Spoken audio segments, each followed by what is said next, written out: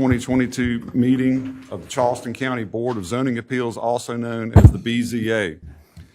The board members will hear your case tonight are, to my right, Mr. Nelson, Mr. Jordan, and Mr. Marchant, and to my left, Mr. Woodle and Mr. Williams. And I'm Joe Boykin, the chairman. Staff members present tonight include Ms. Sally Brooks, Mr. Joshua Downey, Chris Dubuque, Ms. Jennifer, there she is, Ms. Jennifer Stiles, and Ms. Jenny Working. Our attorney, who would normally be here, Mr. Kelvin Eugene, has not yet arrived. Because the hearing tonight is a public fact-finding meeting, we are in compliance with the Freedom of Information Act and the South Carolina Code of Laws, Section 6-29-70. 15 days prior to this hearing, an announcement was printed in the Post and Courier. A sign was posted on or near the designated property, and a notice was mailed to the applicant or the applicant's representative to property owners within at least 300 feet of the property, and to parties in interest, persons, organizations, and the news media that have requested declaration of our meeting have also been notified. Board members, the meeting notes for the November 7th, 2022 public hearing were mailed to you. Are there any changes? Hearing none, may I have a motion to approve and a second? So moved. Second. Thank you. Is there any discussion? Hearing none, I would ask all in favor to please raise your right hand and say aye. Aye. Aye. Motion passes. Our case rulings from this and any BZA meeting are available for public review and inspection during normal business hours at the Charleston County Zoning and Planning Department.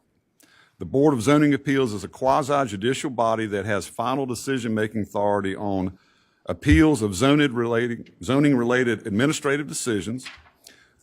The BZA is authorized to hear and decide appeals only on zoning-relating matters where it is alleged that there is an error in any order, requirement, decision, or determination made by an administrative official in the administration or enforcement of any of the zoning-related regulations. A 2/3 vote of the quorum present is required to overturn the decision of the planning director in an appeal. A special exception is an exception issued by the BZA authorizing a particular use in a specified location within a zoning district. Upon demonstrating that such use complies with all conditions and standards specified by the Zoning and Land Development Regulations Ordinance, or ZELDR, the BZA must find that the special exception request meets all 6 of the approval criteria in the ordinance in order to grant the special exception. A simple majority is required to grant a special exception. A variance. A variance is a relaxation by the BZA of the dimensional regulations of the ordinance where such action will not be contrary to the public interest and where, owing to conditions peculiar to the property and not the results of actions or the situation of the applicant, a literal enforcement of this code would result in unnecessary and undue hardship, and such variance is consistent with Section 6-29-800 of the Code of Laws of South Carolina, Title 6, Chapter 29. The BZA must find that the variance request meets all 7 of the approval criteria in the ordinance in order to grant the variance. A 2/3 vote of the quorum present is required to grant a variance. Our purpose tonight is for interested parties to be heard in order to assist the board in gathering evidence pertinent to each case. If the members of the BZA feel the need for further information to clarify a case, the board has the authority to subpoena witnesses. It must be understood that the rules of your neighborhood or subdivision are binding, and that we can take no action that will negate their jurisdiction over your property. In addition to your testimony, our board has been presented written information submitted to staff by the applicant or the applicant's agent for each case. This information is now considered to be evidence and is entered into the permanent record of this body. It is assumed that it is complete, true, and accurate. In addition, we have been presented data assembled by the staff for the purpose of clarifying the location and the applicant's the application's effect on surrounding property. Our board is empowered to approve with conditions, or to deny a special exception or variance request. We are also authorized to defer a case should there be a need to obtain additional information. The BZA's final decision will be mailed within 10 working days of this public hearing. It will be mailed via certified mail to applicants and via U.S. mail to neighbor and community interest notice lists. If an applicant request is approved, the applicant should contact the Charleston County Zoning and Planning Department staff to discuss the next step in the process. Variances and special exceptions granted this evening are valid for 12 months after this meeting, and a 1-year extension may be granted only if construction or development has commenced or is being diligently pursued. However, if an applicant's request is disapproved and if the applicant wishes to appeal the decision of this board concerning the case, appeals must be addressed to the Circuit Court. South Carolina Code 6-29-820 states that the appeal must be filed by the applicant within 30 days after the decision of the board is mailed to them. Failure to file an appeal within the time limit deprives the court of the jurisdiction to hear the matter. Because this is a quasi-judicial body, everything said in this meeting must be complete, true, and accurate. All of the information provided to the BZA is considered evidence. And this board may certify contempt of circuit court if false statements are made either in writing or orally. Each person who wishes to address the board will be sworn in by the BZA secretary, Ms. Working, before they provide testimony or evidence. In order to expedite the procedure, those wishing to speak will please now stand as a group, and Ms. Working will administer the oath. Okay. If you can please stand and raise your right hand if you think you're going to speak tonight. I will say the oath, and you will say, I do. I swear to tell the truth and nothing but the truth. I do. I do. Thank you. Tonight, we will hear 1 old business case and 7 new business cases. The first case that we're going to call tonight is the matter of BZA case number BZA-05-22-00588. However, we will have one administrative proceeding go before we hear that case. As chair, I had the fortune of being recently elected as the new county council representative for the community of the Ponderosa, which is adjacent to that matter. And I sat on this board back in July when the initial hearing was heard and conducted.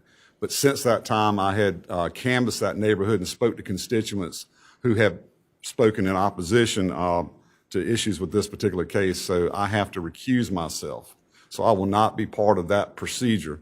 And in doing so, we now have to elect another chairman. So please bear with us and give us your patience. And at this time, I would ask for a nomination for chair for this first case. Mr. Chair, I'll nominate Mr. Rob Woodall to be the chair for this particular case. Second. Thank you, Mr. Williams. May we take a vote? All those in favor of the nomination of Mr. Woodall being chair, please raise your right hand and say aye. Aye. Aye. And I will now hand it over to you, sir. You didn't want to do the nays? I could have been the nay. Got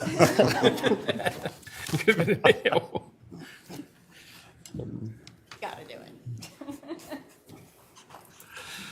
Thank you. Jenny, are you ready to present the case BZA 0522000588? Yes, I am.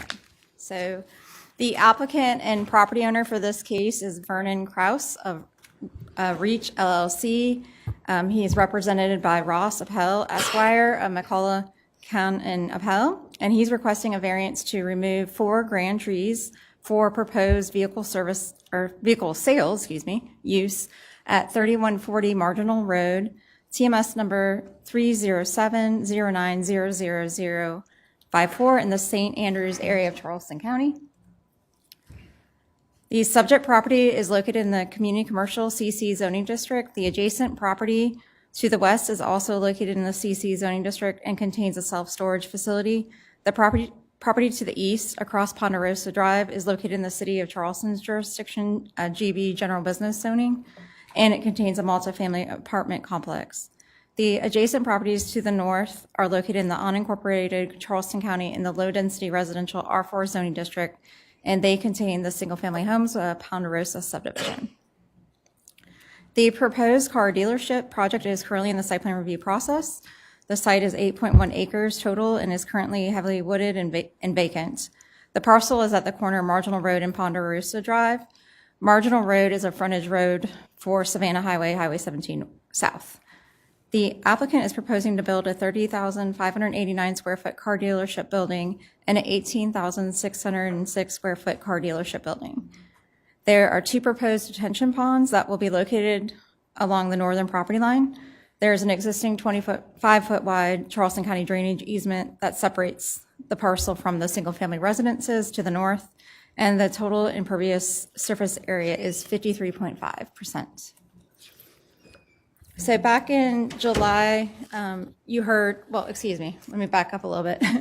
You heard one request, and that was a request to cite the parking spaces in front of the principal building, and the board denied that request.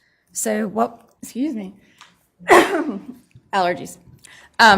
So what happened then is the board decided to defer the other 2 cases, and the second case was a variance to remove 7 trees. So this variance has been modified to now remove 4 grand trees. The third variance was a variance from several required architectural design guidelines, and that one, they no longer need that variance. So we're just moving forward now with the variance for 4 grand trees. And they did add a tree, but then, of course, we're able to save a couple of trees too. So when you're reviewing this request, you can consider each tree individually for approval, denial, approval with conditions. Just a reminder about that. This is the ordinance requirements, the aerial photographs, and the zoning sign, sorry for the notifications. This is the first tree, tree number 10. It's a 28-inch DBH red oak tree. Tree number 43 is a 29.5-inch DBH red oak. Tree number 45 is a 32-inch DBH red oak. Tree 51 is a 36.5 DBH red oak. A couple pictures of the subject property and adjacent properties, Ponderosa Drive, Savannah Highway, and the intersection there. And this is the revised site plan and the revised grading plan, also the revised grand tree plan, the existing tree preservation plan, and their grand tree assessment list. This was the original grand tree plan, and this is their tree replacement landscape plan and plat. So regarding the approval criteria, staff stated that the request may meet 1 through 4 and 6 and 7, and that it meets 5. The board may approve with conditions or deny the variance request based on the BZA's findings of fact unless additional information is deemed necessary to make an informed decision. In the event the board decides to approve the application, staff recommends the following conditions. 1, prior to zoning permit approval, the applicant shall complete the site plan review process. 2, the applicant shall mitigate the removal of 126 inches DBH trees by either A, submitting a mitigation plan for review and approval, indicating the installation of canopy trees no smaller than 2 1/2 inches in caliper, equaling inch per inch replacement. B, by depositing funds into the Charleston County Tree Fund as described in Section 926 of Charleston County Zoning and Land Development Regulations Ordinance, or C, a combination of A and B. The allotted mitigation shall be in place prior to removal. And 3, tree barricades constructed of chain link fencing shall be installed around all protected trees within 40 feet of disturbance prior to any construction pursuant to Section 924 of the Charleston County Zoning and Land Development Regulations Ordinance. 4, the applicant shall retain a certified arborist to monitor and treat all grand trees on site through the duration of construction. The applicant shall provide a copy of the treatment plan to zoning staff for review and approval prior to site plan review approval for the construction of the vehicle sales use. And 5, the applicant shall work with staff to implement alternative sidewalk details for protected trees located along the proposed sidewalks. And that concludes my report. Do you have any questions? Thank you. Would the applicant or the applicant's representative like to? Quick question for the staff. Could you help me understand this? Did they give you a new drawing? Yes, so or several of is the it the same drawings. as when they were here before? Yeah, several of the drawings in the packet were the new. There were only a couple examples of the older changes. But if you see on this slide, the July plan, the buildings are pushed back further north, and the revised December plan, they're pushed to the front. So there's no parking spaces in the front of the buildings. Because that was the variance that y'all denied. And now they're asking for 4 trees instead of 7 trees. Thank you. Any other questions for staff? Oh, the applicant representative would like to please state your name and your address. All right, thank you. Ross Appel here with McCullough Khan Appel. I'm at 2036 E Wall Street, Mount Pleasant, and I'm here today representing RECH LLC, the owner of 3140 Marginal Road, and the variance applicant. I'm also here with Kelly Wagner of Buckle Design Group. He's our engineer. Steve Ellis with Pro Building Systems, the architect. John Booth, the general manager of the dealership, and then Zach Kraus with the ownership group. They're here to answer any specific questions the board may have on any of the specific disciplines that they're familiar with. As you may recall, we were here back in July. As a corporate development, we have to meet all kinds of corporate requirements in addition to all kinds of local regulatory requirements. And in order to facilitate the sort of out-of-the-box Hyundai Genesis dealership, we had to ask for a lot of variances. We had the location of the off-street parking. We had an enormous amount of architectural and lighting variances we needed as well. And we heard loud and clear from the board back in July, go tell the folks in South Korea that we want to do things a certain way in Charleston County. And through some very hard work and dialogue, we were able to substantially modify the plan. So the plan in front of you this evening eliminates all variance needs other than 4 grand trees. So we've complied with the off-street parking requirements. We've complied with the architectural requirements. We've complied with the lighting requirements. And of course, complied with all of the other ZLDR requirements, which are not few. And to Mr. Marchant's point, I think you really hit the nail on the head at the last meeting. The BZA is not in the business of granting gratuitous variances. This board wants to see that the developer has done everything possible to minimize the need for variances. And so I'm happy to report today that while the community commercial district allows for 35% building coverage, our plan has 13.9% building coverage. The original plan that went before the board in July depicted 462 parking spaces for inventory and consumers. We have that number down to 403. You will see in the new plan, we actually have islands in the middle of the site that are there only to protect grand trees. That's how we've been able to get the number of proposed grand tree removal variances from 7 to 4. There's a total of 17 grand trees on site. We're only seeking to remove 4. And as just a quick reminder, the property is zoned community commercial. That's the most intense commercial zoning district in the county. And an auto dealership is a use that's allowed by right. We're not here seeking a special exception or approval of the use. The use is allowed by right. We're just seeking the final technical accommodations to actually get the use facilitated on site. Other uses allowed by right on the property: apartments, hotels, fast food restaurants, convenience stores, bars. This is a very intense commercial zoning district. And car dealerships, even though there's a lot of cars associated with the dealership, they're actually not nearly as impactful to surrounding neighbors from a traffic perspective. It's just not the case that they're getting a tremendous amount of customer traffic coming in every day. It's much less than some of the other matters I depicted. So let's get right down to the variance criteria. The staff and I agree that we meet category criteria number 5. As to the first and second criteria, extraordinary and exceptional circumstances that don't apply to other property in the vicinity, this is a 8.1 acre commercially zoned, undeveloped, vacant, natural site. The property to the south is a large apartment complex. The property to the north, also commercially zoned, but built out as a self-storage facility. The trees, as they're depicted on the property, and we'll be happy to go back to that slide if you want, grand trees line the perimeter and the interior of this property.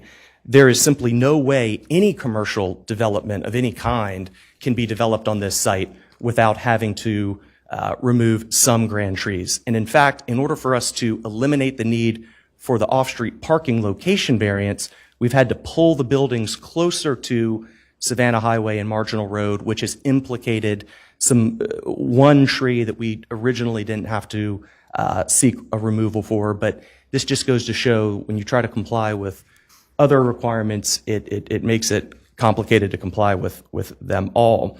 And so that really is why we satisfy criteria 3. But for the granting of these grand tree variances, the property cannot be reasonably used. It essentially, if you don't allow any grand tree removals, you can't develop the site for any reasonable commercial purpose. As for the substantial detriment prong, great care has been taken to design this site in a manner sensitive to the neighbors. The neighboring residential community of Ponderosa is located to the rear. You can see that the buildings are pushed forward towards Savannah Highway. That leaves a substantial buffer between the car dealership and the neighborhood, especially when you factor in the ponds and the 25-foot county stormwater drainage easement. And as I mentioned, we're up. Unless somebody wants to grant you their 5 minutes. Okay. Well, I think I was about done, and we have a significant letter in support of our variance criteria that we'll just refer to in the record. I'm happy to answer any questions you may have. Do we have any questions for Mr. Appel?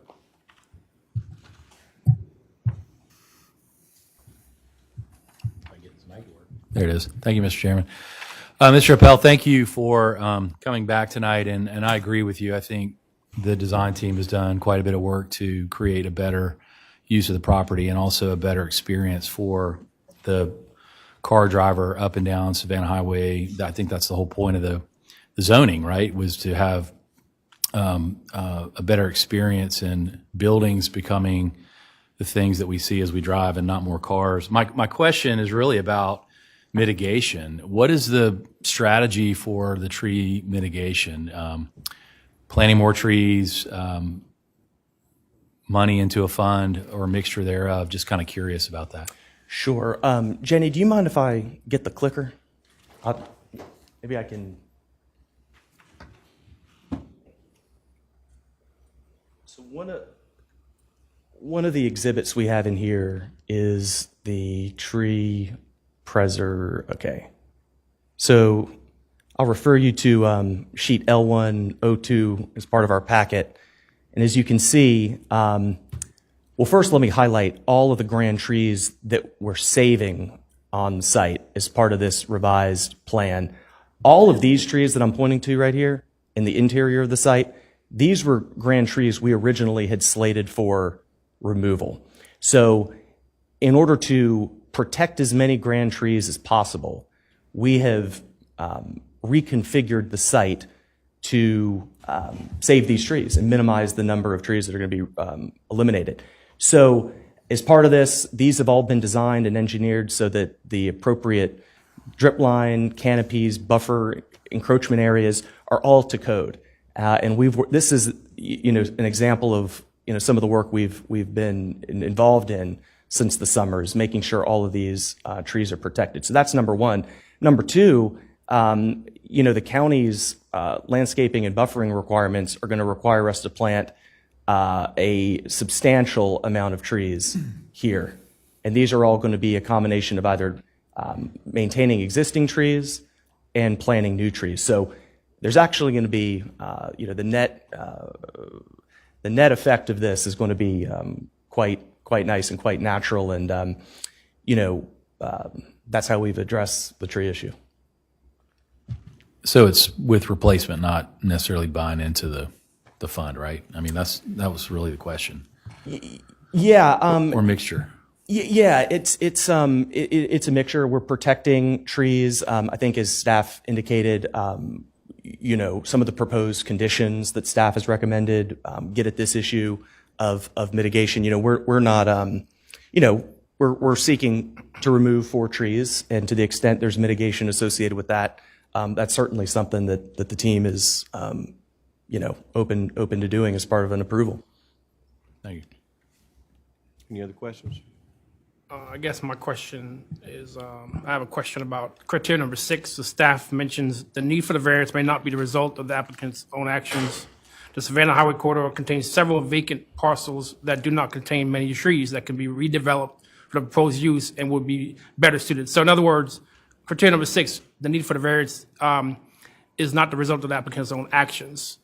Are there other developments that could have been put on this parcel, like, I don't know, like tree nurseries or something like that, or? Yeah, so this is a good question here, and I want to pull up the slide here that does a good job of depicting this. Let me just make sure I've got the right one. Okay, so this slide right here depicts all of the grand trees on the site. And as you can see, there are, well, is that the right one? This is the one right here. So these are all the grand trees on the site. The trees you see depicted here, there's a total of 17 grand trees. Part of what makes this property so unique and exceptional is that grand trees are not, it's not like they're all pushed in one corner. They're homogeneously distributed throughout the site, and they're located in the interior here. So all of these are grand trees. So there's no way any commercial development that's reasonable can be facilitated on the site without the need to remove some grand trees. Now, fortunately, we've been able to push all of the buildings closer to Marginal Road and Savannah Highway, which allows us to only need these 4 trees to be removed, 1, 2, 3, 4, which then allows us to save all these grand trees in the back through some of the protection mechanisms that we talked about. So in terms of criteria 6, the result, the need for the variance is not the result of my client's actions. We're not responsible for the configuration of these trees on the site. That's sort of a natural condition that pertains on the site that's not of our choosing. In terms of other properties along Savannah Highway, this is the only property my client owns. We don't have control over properties we don't own and things of that nature. As a follow-up question, how long have they owned that property? So I believe this property was purchased about a year and a half ago. A year and a half ago, and those trees were there a year and a half ago, right? Sure.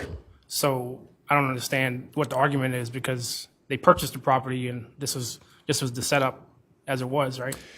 That's true. That the current natural configuration of the property existed at the time my client purchased the property, but also the property zoning was existing at the time. When my client purchased the property was zoned CC, which is the county's most intense commercial zoning designation. And so when he purchased that property, he purchased it in reliance on being able to develop a commercial use consistent with the zoning. Is that almost like a situation where they should have reached out to you in advance before they got you?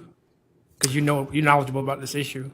Like maybe they've spoken to you like 2 years ago or sometime before they bought it. You could have advised them on this.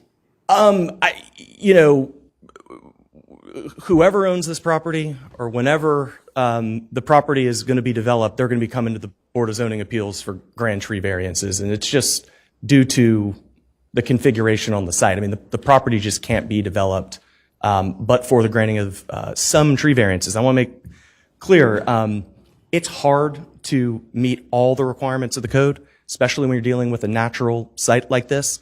We've brought the number of proposed tree removal variances from 7 to 4. We've eliminated all the other variance needs from the property. Not easy to do. So we're down now to the core of what it's going to take to develop this property in a reasonable manner. Okay, thank you. Mr. Nelson. Looking at the site plan, correct me if I'm wrong here, there is actually more than 17 grand trees on there. It's just that there's a quite a few that are graded below a C or below. Oh, that's right. Yeah. So 17 of significance that would be regulatory, relevant from a regulatory perspective. Right, and would require variance to be removed. Absolutely. Okay. The only real follow-up question I had, and I don't know if Jenny pointed this out, but we did receive a letter from City Councilman Mr. Peter Shade earlier today, and he was discussing how this particular project is not necessarily in line with the West Ashley Revitalization Commission recommendations in Plan West Ashley. So I was just wondering if you'd like to provide a response to that. Yeah, so what I can say to that is that this is Charleston County, and the city of Charleston's plans for West Ashley are not binding on Charleston County. But more to the point, current zoning is community commercial. That's how County Council has, in the Planning Commission for Charleston County, have expressed a desire for this property to be developed. There are a lot of opinions out there in terms of what should happen with particular properties and particular regions of the city and the county. But, you know, in order for those thoughts and plans to become legally binding and enforceable requirements, County Council has to actually implement that plan and that recommendation. And County Council has chosen not to do so. County Council has said this specific property ought to be developed in line with community commercial standards, which again are the most intense commercial zoning rules applicable in Charleston County. And you know, not to help answer that, but if you continue traveling down 17, heading toward Main Road, there's even a boat dealership further down the road. You know, so these things do occur, right? Sure. You know, this is property that fronts Savannah Highway, and there's a lot of intense commercial development all throughout Savannah Highway. The properties next door are zoned community commercial. They've been developed. The property right to the south is a pretty significant apartment complex, which has much more traffic impacts than a car dealership. And yeah, and I think the zoning reflects the reality of the area in question. Thank you.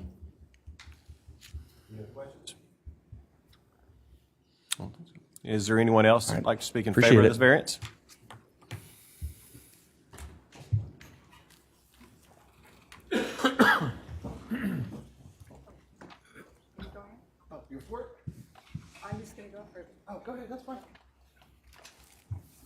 Please state your name and your address, please. Sheila Wagner, 747 Ponderosa Drive.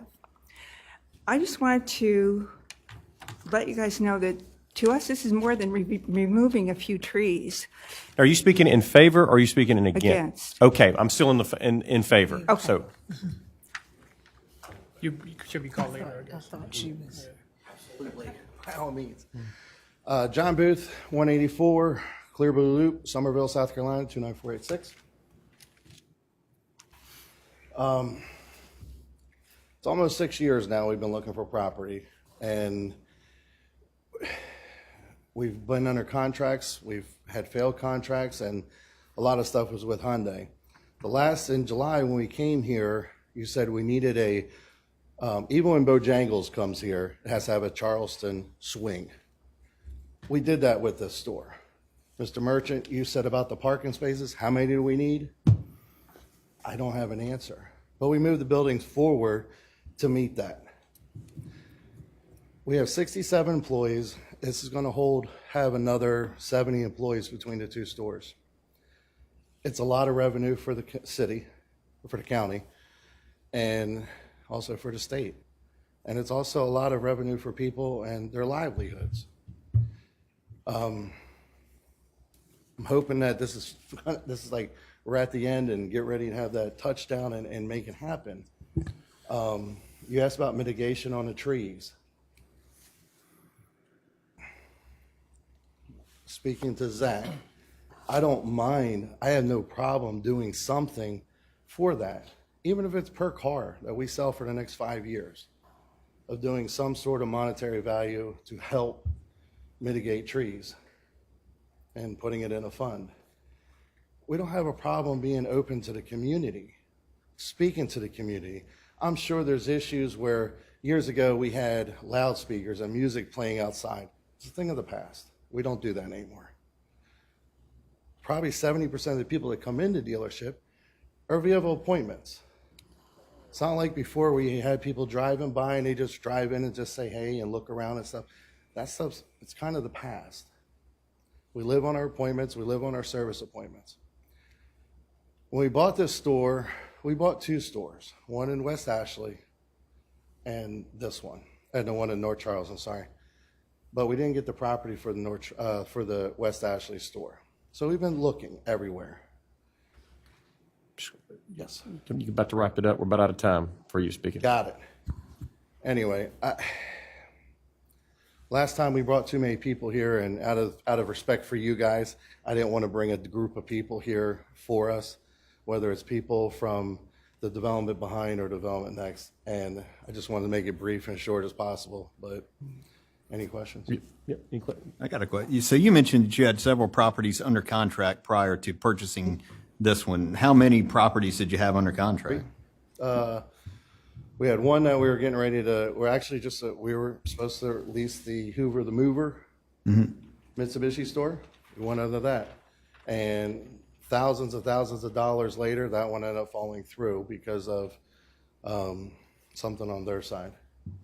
We had another one that we were under contract or working under contract, and they drug it along so long and ended up giving it to the apartment complex that's up near the Publix. We also had another piece of property that was up near Parker's convenience store they just built on Bees Ferry. By the time you squished everything down and got rid of your wetlands and everything else, we had less than 4 acres. Didn't fall under Hyundai's parameters. And then also with the Genesis store, it would not work for us. We'd probably have 10 parking spaces legitimately. So, and that's the last one. And then this one. And this one here is actually, I drove out here every single week, twice a week, looking for properties to go up. And I found this one. It had gone up 3 days before, raised my hand and called our agent and called Vernon, and this is what we ended up with. It's not from due diligence, I assure you. Promise you that. Any other questions for Mr. Booth? Thank you. Question? Sure. If I can. I asked the same question I asked a minute ago. I'm looking at criteria 6 because we have to look at 7 criteria, and one of them is that the need for the variance is not the result of the applicant's own actions. And you just mentioned you had different, various different properties on the contract, including this one. Is that, and then you decided to put a car lot on here at some point, and the staff mentions that there are other lots on 17 that could have been developed with a car Something that lot would versus fit. these trees being here. So how do you answer that? Well, a lot of them are you're going into the city, and there was one that was a golf cart place that's being put up, that we looked at that one, and that was within the city. It's also Car USA is sitting right there. We'd have to buy that piece of property, the Car USA, move the firehouse that's standing next to it, and also purchase the boat dealership and move all those places. There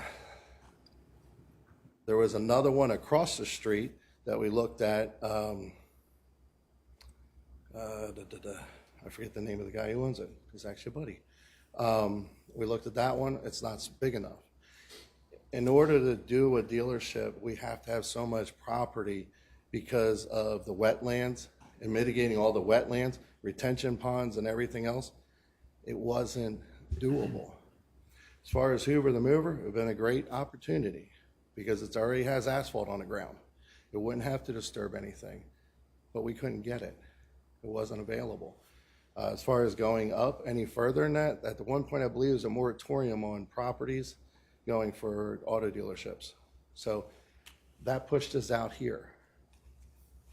And then we also actually looked across the one that was next to Costco, but we probably had to bring 10 foot of fill dirt in to fill up that much property, and there's more trees there. Thank you. Any other questions? Anyone else to speak in favor?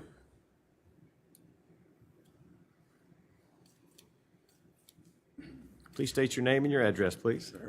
Good afternoon, members of the board. My name's Kelly Wagoner. I'm at 3471 Donneville Street out of Duluth, Georgia. I'm the engineer that's been working on this particular project, and I'll tell you, I've spent hundreds of hours staring at this property. I've got over 20 years of experience as well doing commercial site development, and I will tell you, a lot of care has been put in, a lot of thought and care has been put into this as far as all the requirements that Ross had mentioned. We've got competing interests all over the place within the framework of the ordinances, both local and state, that we have to abide by. Just the nature of this property being completely wooded, there's, in my opinion, not a chance any development's going to happen here without the removal of some of these grand trees. As Ross indicated, we definitely heard you as far as our last attempt, made these changes to push the buildings forward. There again, it created the need to remove one tree originally that we were saving, but in addition, the net result was we went from 7 trees down to 4 trees. I don't believe that there's any possibility of developing the property without some removal of these trees. And, with that, I've got available to answer any questions. Any questions for Mr. Wagner? Thank you. Thank you. Anyone else speak in favor?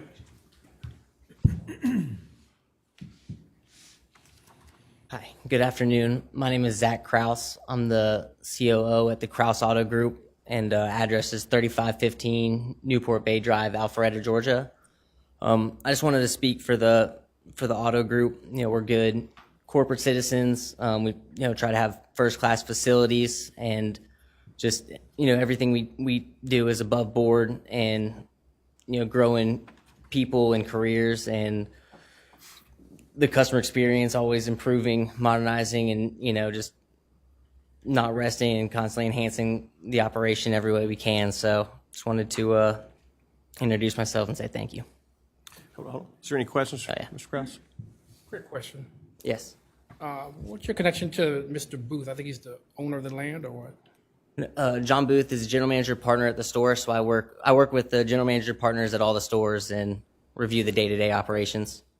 Okay, thank you. Thank you. Anyone else speak in favor? Yes, hello. My name is Reginald Rainey, 132 McKelvey Place, Goose Creek. I'm the sales manager at Hyundai of North Charleston. Just want to come up and just speak upon all the support that we receive from the community and our current customers that do live over in that area, about being able to have the availability of purchasing and having their vehicles serviced at a location that's a lot closer to where they are. Have an opportunity to have some jobs that we're going to have to staff our service department. We're going to have to staff our sales department, and most of that's going to come from the local community and people in the area. So I just want to come up and just say, from the perspective of our consumers and myself, we're pretty excited about being able to bring that opportunity to the area. All right. Any questions for Mr. Rainey? Thank you. All right, thank you.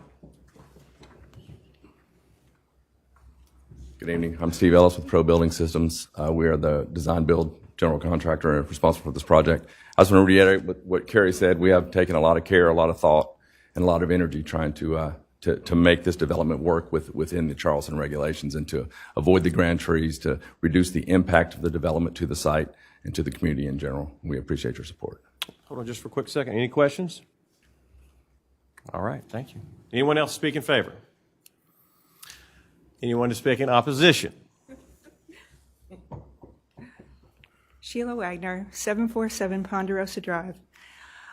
For us, this is more than just removing a few trees. We live back there, and this is going to impede our roads. There's going to be, how long is the construction going to be? A year? With their blocking the road and the construction, the noise, the dirt, I know that my neighbors and I don't want this, and I know they've gone to a lot of trouble to get that piece of property, and they have a lot at stake, but so do we. So consider. All right, hold on, Ms. Okay. Wagner, hold on. Is there any questions for Ms. Wagner? Ms. Wagner, thank you for being here.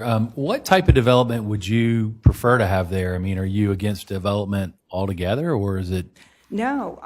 what do you think would be appropriate there? We thought Refuel was going to go in there, which is a restaurant, and we were pretty excited about that. But I don't know what happened with that. It could have been just a. What would be different about Refuel versus an auto dealership that you think would be better? I think it would be something that we could all enjoy. We could, if it was a little store, a little restaurant, that would be something the neighborhood could use. Maybe a little convenience store, you know. But a dealership is what's in it for us. Do you think that would change their ability to develop the site without a variance? I don't understand. Well, we're here to talk about a variance tonight, not what kind of a development goes there. And I say that just to be clear to you and your neighbors that this isn't really about what's going to go there. It's about what type of development can go there in terms of commercial, and whether or not we need to save 4 trees or mitigate those 4 trees. So, you know, construction's still going to happen with a refuel. There's still going to be dust and noise. And so I'm trying to get a sense for the difference between what you might want there and what is being proposed, and how that affects the variance, because that's what we're here to determine. Right, I understand. I guess something that would be better for the neighborhood, that we could all enjoy, we could all use. Okay, thank you. All right. Any other questions? Please state your name and your address, please. Name's Fred Wagner, 747 Ponderosa Drive. Yes, related. Anyway, yeah, okay, we're all going to cut the trees down because you guys got that fail-safe in there. Yeah, okay, cut the tree. Actually, you got to cut the trees down, you got to cut the trees down. But in the meantime, has a traffic study ever been done on this? We're not fronting this building on, as you referred to, they referred to the deal about the boating place. That's on 17. This isn't 17, this is a little 2-lane road called Marginal Road. Now, the last time they had heavy construction on it, where they put the apartment in, they destroyed the road. It has an impact. Yes, I know we're dealing with the 4 trees, but I'm just making a statement about the impact of the construction and in the future. Now, how many people have gone down 17 and seen those nice big long trucks full of cars unloading? Imagine that on Marginal Road. How can we get through? Has anybody been on Marginal Road to see how you can get in there? You got off the traffic light, you got that big long curves. You've seen the size of those trucks. So that's going to be interesting. Now, the site, they're going to have parking, so they don't have to park on Marginal Road to unload their cars? I mean, has all this been considered? This is a hardship for the people that live on that road. And in the morning, that apartment complex over here, over here, they all are impacted, are going to be impacted by the construction. And I can't wait to see somebody looking for a Hyundai dealer coming down 17 and I'll say, oh crap, pull off into the dirt, and there's Marginal Road. That's what my concern is the traffic impact. Trees are going to get cut down. We've been seeing this forever. But I'm just wanted to have an impact because I thought this was going to cover everything. But thanks for the time. Hold on. Do we have any questions for Mr. Wagner? Nope. All right, thank you. Mr. Wagner, I do want to just kind of tag on to what Mr. Marchant was saying, that our purpose for being here tonight is actually to discuss specifically the variance request for the Yes, I trees. know. And your comments are appreciated in regards to traffic, but those are actually issues that staff would consider in evaluating the development plans for the property itself. Right. As what I would encourage you to do, and we encourage a lot of landowners, property owners, to do with the issues that come before this board. If there are specific concerns related to traffic that you need to address, to be a good neighbor and talk to your neighbors as they're developing the site, managing the property. And if there are issues related to that, that would be the appropriate venue. We've to done that, but take you see how many people showed up. But thank you. Okay. More questions? Anyone else speak in opposition?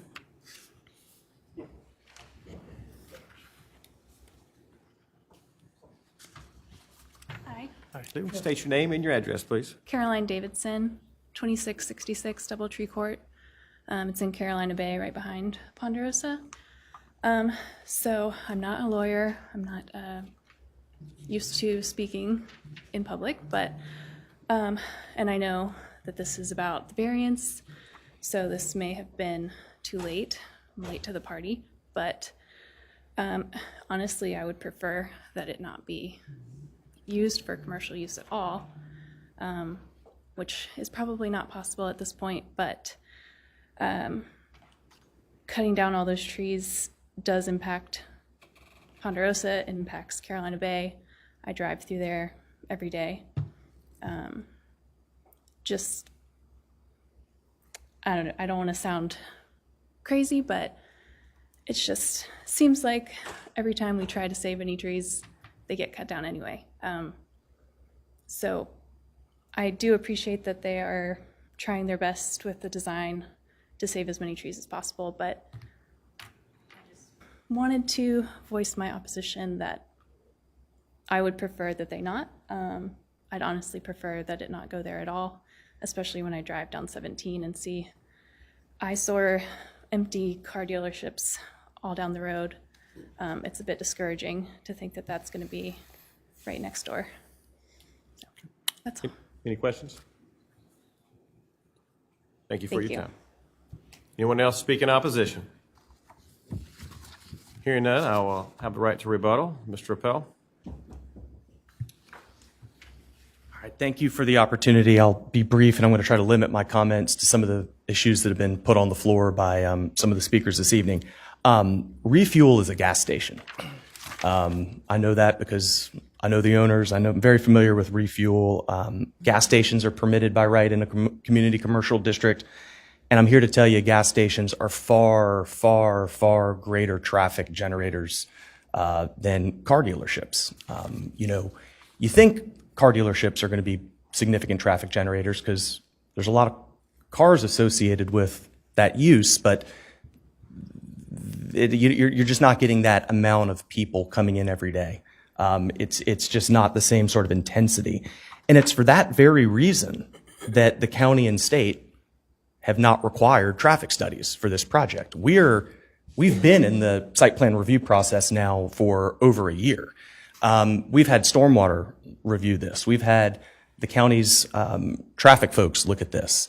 The reason that traffic studies have not been required is because, as I've mentioned, auto dealerships are actually pretty minimal when it comes to traffic generation.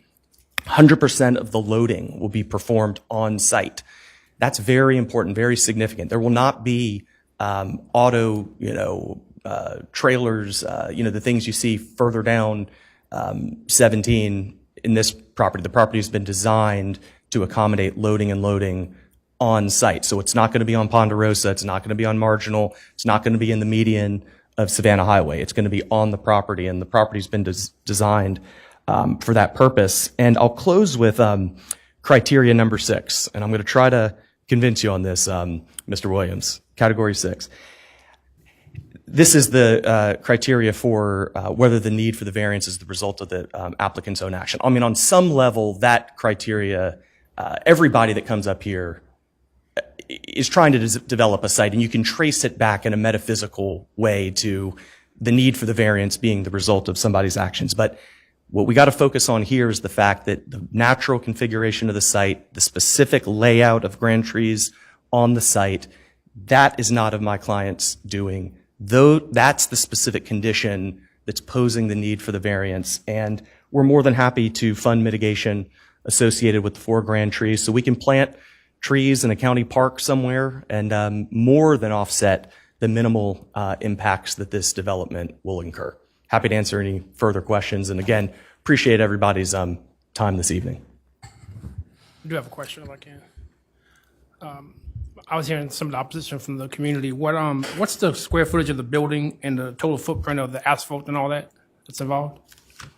Do you know it? Yeah, amazingly, I wrote that down. So the community commercial district allows for 35% of the site to be covered with buildings. This plan has 14%, actually 13.9%. So the building footprint on this 8.1 acre site is actually far, far below the zoning maxes. And that's one of the reasons we've been saying it's not a maxed out development. Now, the specific square footage of the buildings, that's going to be depicted on the plans. The plan to the bottom right, that's the plan before you this evening. The one in the upper left corner, that's the original plan. The original plan has 462 spaces. The new plan has 403. Traditional Hyundai and Genesis dealerships of this kind, I'm told, have over 600 spaces. So this is a far less intense Hyundai and Genesis dealership. This is not the out-of-the-box dealership that corporate wants. This has been whittled down in order to comply with all of Charleston County's zoning regulations, stormwater regulations, and other regulations, while minimizing the need for Grand Tree relief. So 35,000 square feet and 18,000 square feet or so? Correct. I believe those are the square footages for the buildings. Okay, thanks. 30, yeah. Can you speak to the and maybe I've missed this, the impacts that you all have put in place to minimize any noise to the community? I think that's some of their main concern. Sure. And Mr. Booth might have some of the more detailed information. I some don't of the know. technical. I don't know that you can do anything about traffic in that area because I travel that area a lot. Good luck to folks getting in and out. Just because they have that kind of service road that runs kind of parallel to 17, and like they said, marginal is 2 lanes. It's a tricky area to maneuver. So, but I was just wondering about the impacts in place to buffer. Do you mind if some of the technical folks come and address that question? State your name again for the record. Stephen Ellis, 3678 North Peachtree Road, Atlanta, Georgia.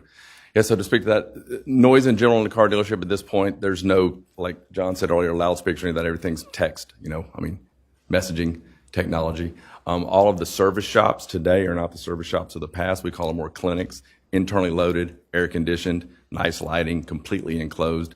Nothing's happening outside. Everything's inside of an insulated, sound containing building. So nothing of any noise or any sound would be happening outside the building any more than a typical retail center. And you also have a location where the truck that's bringing cars load on and off on, That's correct. on We the have- site and not on any of the neighborhood roads. Yes, ma'am. Exactly. We've designed the site so that the car carriers can get on property to unload the cars and get off property. Thank you. Yes, ma'am. Any other questions? Thank you. Appreciate it. I will now close this variance. And any questions for staff? All right, I will entertain a motion.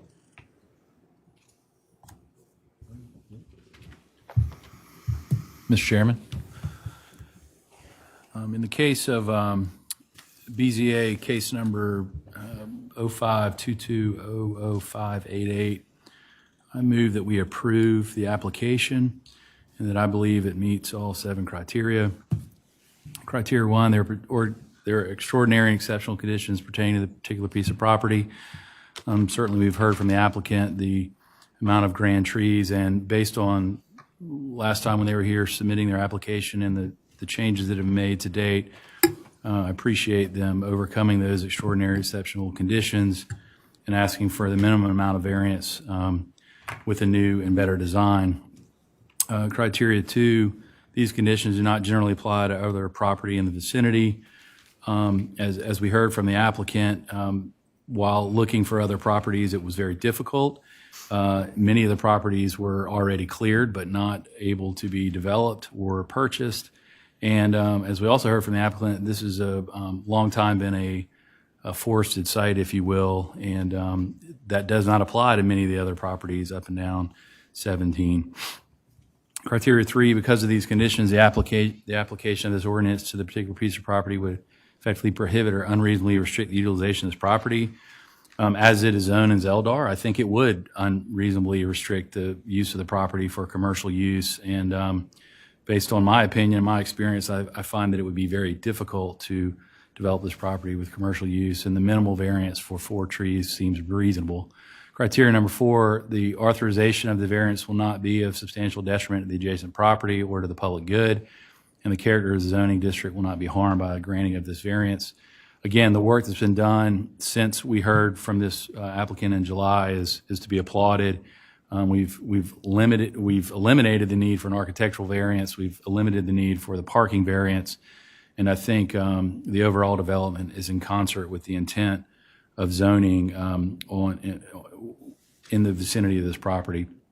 Criteria number 5, the Board of Zoning Appeals shall not grant a variance to the effect of which would be allowed the establishment of a use not otherwise permitted in the zoning district. I don't think we are at all doing that, and it does meet that criteria. Criterion number 6, the need for the variance is not the result of the applicant's own actions. As that question was asked and answered, certainly the site is what it is, and the applicant, I think, has made some good changes in design, especially on the site, to actually save more than what potentially could be done with other commercial variances or other commercial developments. And so I don't think that they're creating this problem to ask for the variance. They're actually asking for the variance in a reasonable way. And criteria number 7, granting of the variance does not substantially conflict with the comprehensive plan or the purpose of the ordinance. It does not. In addition to the 7 criterion, the applicant shall meet the following as recommended by staff. Prior to zoning permit approval, the applicant shall complete the site plan review process.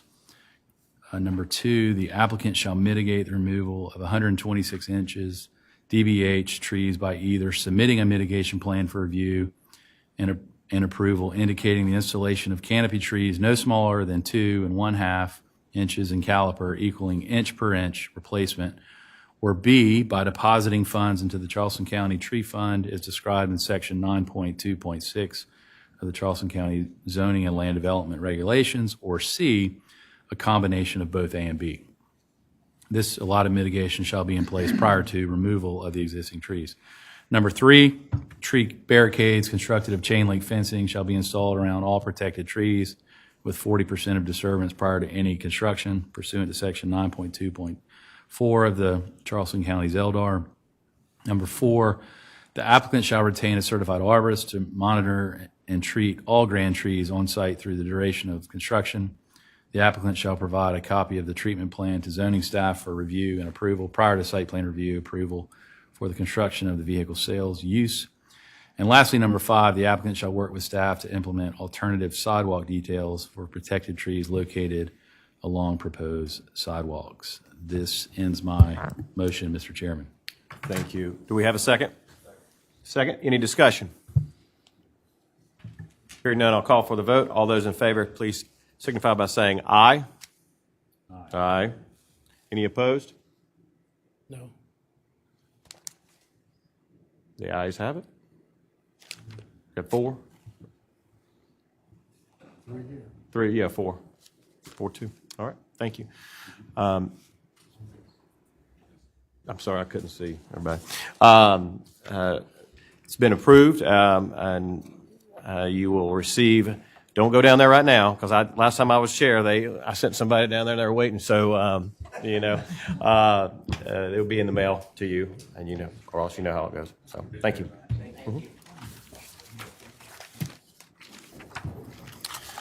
Would you like to go ahead and impeach me and get? Yeah, do you have to vote me out? I mean, if necessary, I can make a motion that we reinstate the former chair as the chair for the remainder of the meeting. I'll second that. Second that. I think you want to do that too, right? So we need a messenger or a staff member. Yeah. Is the chair not coming tonight? He had to recuse himself, or Mr. Boykin had to recuse He was himself. interim He was interim. Oh, okay. for that. Oh, before he had to recuse himself. Before you got here, yeah. Okay, gotcha. I was talking about normal chair. Oh, no, you Right, couldn't yeah. make it. You couldn't make it tonight. Okay, that's what I was talking I think I got it back to where You got all parts and pieces. I got it right to the next case. Oh, sorry, that was the next case, my bad. Going on around this time, right?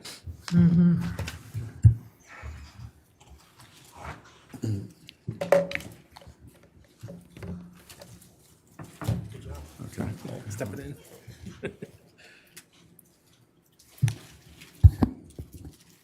Ms. Working, we're hearing BZA case 00616. Yes. Okay, thank you. Okay.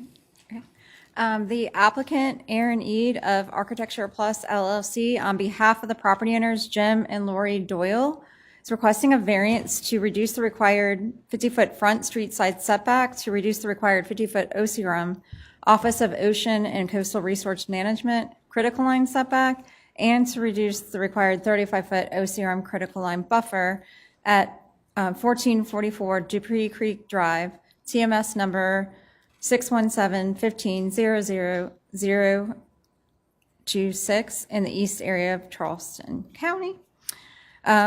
More specifically, the applicant is requesting to reduce the required 50-foot front street side setback by 24 feet to 26 feet at the closest point for the proposed front steps and front porch and a portion of the proposed residence, to reduce the required 50-foot OCRM critical line setback by 35.21 to 14.79 at the closest point for a proposed swimming pool and steps and a portion of a proposed residence, and to reduce the required 35-foot OCRM critical line buffer by 20.21 to 14.79 feet at the closest point for a proposed swimming pool and steps and a portion of the proposed residence.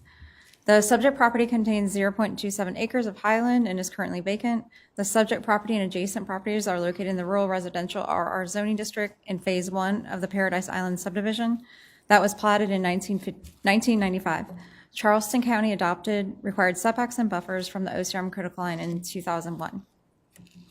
These are the applicable zoning requirements and zoning ordinance requirements, and then the aerial photos, the zoning sign and subject property photos, adjacent properties, and Dupree Creek Drive. This is the survey of the property. And we did conduct our site visit on November 14th. And the plans, this is the erosion storm plan and the site plan. And we have some floor plans here, elevations, and plat. Regarding the criteria, staff stated that they may meet 1 through 4 and 7, meets 5, and may not meet 6. So for the BZA's action, the BZA may approve of conditions, or deny the variance case based on the BZA's findings of fact, unless additional information is deemed necessary to make an informed decision. In the event the board decides to approve the application, the board should consider the following conditions recommended by staff. 1, prior to commencing construction, silt fencing shall be installed along the critical line. The silt fencing shall be maintained for the duration of the construction. 2, the applicant shall use stormwater mitigation measures such as the use of rain barrels or rain gardens to reduce the flow of stormwater into the marsh. And 3, the encroachment areas shall be limited to the footprint areas shown on the submitted site plan. So that concludes my report. Do you have any questions? Any questions of staff? I'll ask. Go ahead, Mr. Nelson. How many more undeveloped properties do we have left on this road? I think there's still a lot, unfortunately. Yeah. Anyone else? Okay. Would the applicant please come forward and tell us why we should grant your application? Good evening. My name is Aaron Ead. 754 Kid Hall Road, McClellanville, South Carolina. On behalf of the owners, Jim and Lori Doyle, I'd like to thank you all for careful consideration of their project. We're seeking a reduction of the 50-foot front setback to 26 feet, as well as a reduction of the rear OCRM line setback from 50 to 14.7 feet. The buildable area is exceptionally small at 1,539 square feet due to a number of contributing factors. An unfortunate origin of the front site setback, from the intersection of the flag portion of the lot rather than the street has pushed the setback quite a ways into the site. A wetlands line has encroached around 175 to 220 feet from what was originally recorded. The critical line is encroached around 175 to 220 feet as well from where the plat was originally recorded. These encroachments have resulted in the majority of what was the original buildable area currently being deemed unbuildable. The intent of the front setback line is, of course, to provide a buffer between the built structures of the site and the adjoining street. This intent is more than twice over met by the inherent length of the flag portion of the lot. The owners have made significant efforts to respect the needs of the county with setbacks in mind. They are proposing a reasonable, if not undersized, home to be built on the site. They have split the encroachments at the front and rear of the site generally evenly to mitigate impact of the violation at both areas. They've made further effort to minimize the impact of encroachments into the setbacks by limiting the encroachment to lighter structural elements such as stairs and porches, while maintaining the principal heated building as compliant and located within the setbacks. We've received support from the U.S. Army Corps of Engineers to fill a portion of the wetlands to the rear, with USACE stating the proposed activity will result in minimal individual and cumulative adverse environmental impact and is not contrary to the public interest. We hope you agree with their assessment and likewise support the owner's effort seeking relief in this area. We believe the character of the zoning district will not be harmed. We hope the board is in agreement and observes the strong efforts made by the owners to conform to the intent of the county guidelines.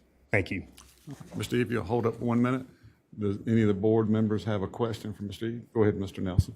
Just want to clarify one thing. The wetland fill that you have on here, those are all freshwater wetlands that are being filled that are adjacent to the tidal salt marsh. Is that correct? That's right. Okay. That's all I have. Any other questions for the applicant? Mr. Chairman. Yes. Go ahead, Mr. Marchant. Thank you for your testimony. I guess my question is, I mean, this is a pretty substantial change in setbacks, and did y'all explore pushing the house even closer to the front setback? And how would that affect the site? And then secondly, well, I guess that's really the question.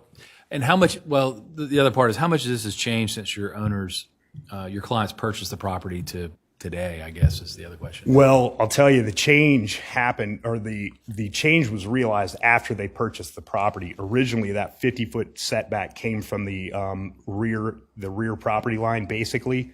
And as we were sitting in a meeting, they received a new survey and realized that OCRM line had gone all the way up the side of the property and really just wrecked their property. Originally, they had about, I think, 18,000 square feet of buildable area, and it's come down to 1,500.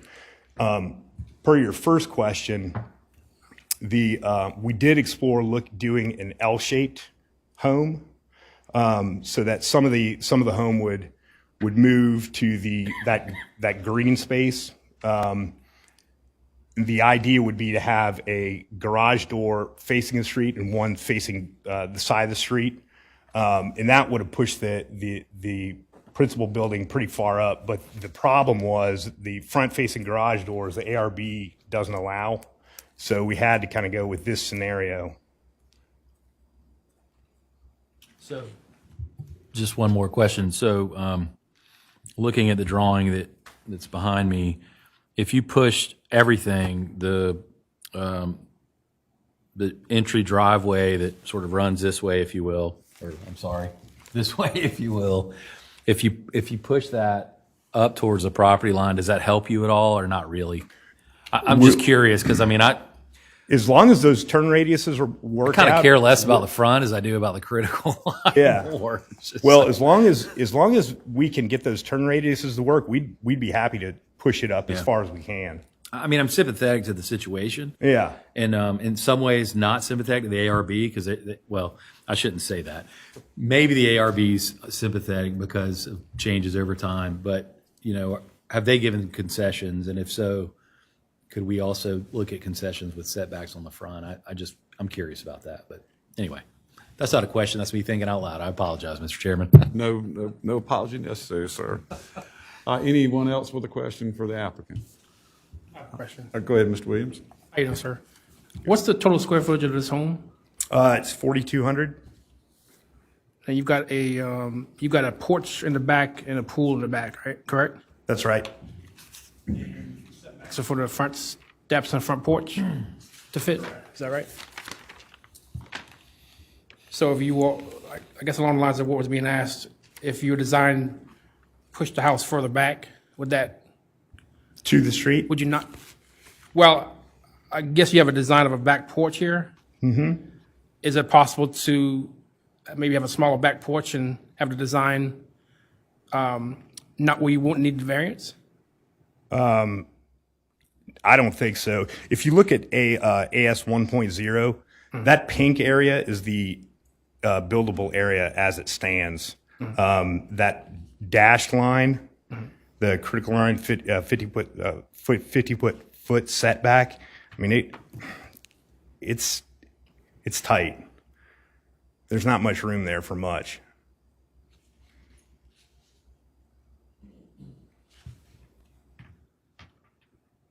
Okay, so just look at these criteria. The staff mentioned that criteria 6 you may not meet it because of the result of the applicant's own action, and that possibly could have a different design.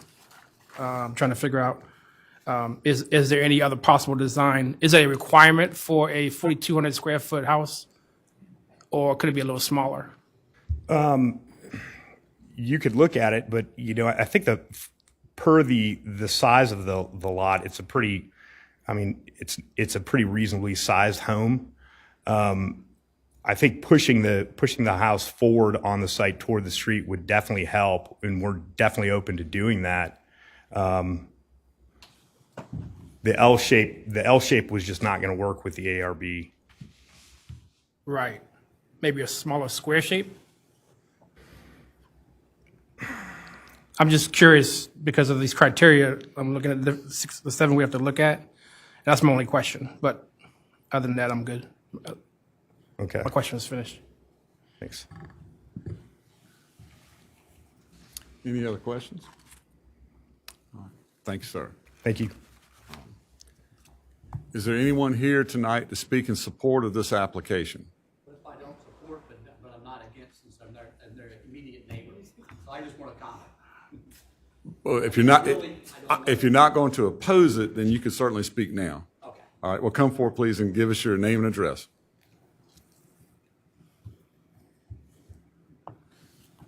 My name is Farley Smith, 1454 Dupree Creek, Ondal.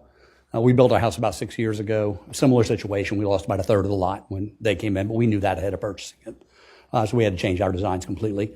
I don't want to prevent them from building what they want to build. I'm not against that. I'm not that neighbor. The concerns I have, it's a low-lying lot now. And we have a lot of live oaks, southern live oaks in our backyard, and we could not put a lot of fill in our backyard. We would have killed them all. Every landscaper we spoke to said, don't do it, so we didn't. So my concern is water runoff as a result of pushing so far back. Right now we can rain for 3 days in my backyard, and the next day it's, no hold, it doesn't hold any water. I've spoken with the architect. I've not spoken with the Doyles. I just got their names tonight. But that is my concern. Okay.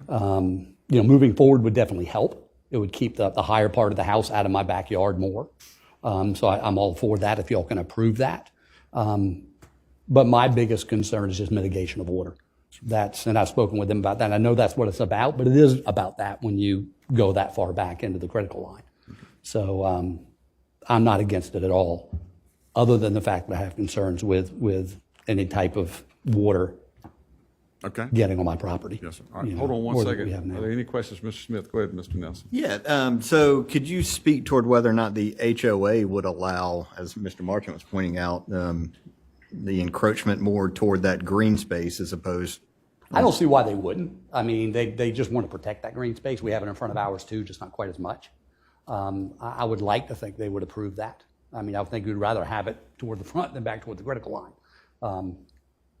So that would make a little bit more sense, I think. But, you know, again, you know, people want to build what they want to build. The smallest house you can build on the island is 2,400 square feet. So, but obviously, you know, if they want a 40, you know, I have no issue with that whatsoever. Ours is about 3,300 square feet.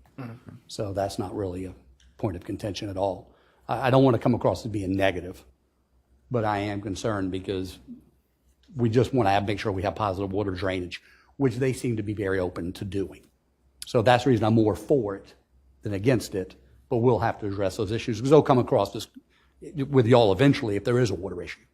And that's what I just want to avoid as much as All I right, can. let me see if there's anyone else that'd like to ask a question. All right, well, thank you, sir. You're welcome. Is there anyone else that'd like to come and speak in support of this project? Is there anyone here tonight that would like to speak in opposition of this project? Okay. That will close this hearing to public comment. I have a quick question, Mr. UG. On the variance request where he's asking for a reduction in the front setback, is the distance of that something the board can modify, or do we have to only grant or deny the request as presented? You can modify it. Okay. You can modify it. Okay, so I just make sure the board is aware of that that's something. You just can't,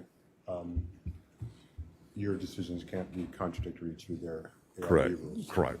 So, all right, everybody clear on that? Okay, all right. Any questions of staff or, okay, go ahead, Mr. Nelson. Just one question. This is more curiosity than anything else, but the area of the critical line setback that exists within a freshwater wetland, does the county enforce a setback that exists within something that's within the Corps' jurisdiction? So the Corps of Engineers has jurisdiction over freshwater wetlands. And typically the county's jurisdiction, from my understanding, the county's jurisdiction actually begins where the upland wetland boundary occurs. And so I'm curious of how the setback that's shown on here on a portion of the property is actually within the freshwater wetland, which the applicant has a permit to fill for construction of the house. So how does that affect the critical line buffer request? And I may be overcomplicating this, and if I am, just tell me so. Well, would it not be different if it is filled, in fact, and then that line would change?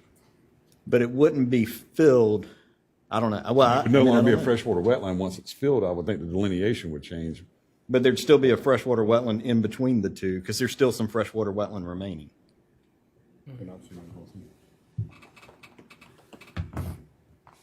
Does that question make sense? I think so. Yeah. Sally, do you want to take a shot at it, or? As far as zoning is concerned, we don't have like a setback from the wetland, the Army Corps freshwater wetlands. We don't really have any written protections other than it can't be counted toward density. Ours is only dealing with the OCRM critical line, correct? Right. Okay. Right. So we don't have any special setbacks from those. So that would really be between the property owner and Army Corps as far as like any encroachments into that area. Okay. Yeah. I think that answers my Does that question. answer? Okay. Yeah. It's good enough. Does anyone have any other questions of staff? Okay. At this time, I'd like to Mr. ask. Chairman, Oh, yes, sir. I Yes, do sir. have a Please, question Marshall. related to the front setback and what you asked, which is it better to create parameters by which the applicant has to abide by for a front setback, like a minimum maximum, or would it be better to have the applicant come back with a revised plan based on recommendations so that we can look at it again. And I'm just trying to get clarity on the final result versus an assumption, if that makes sense.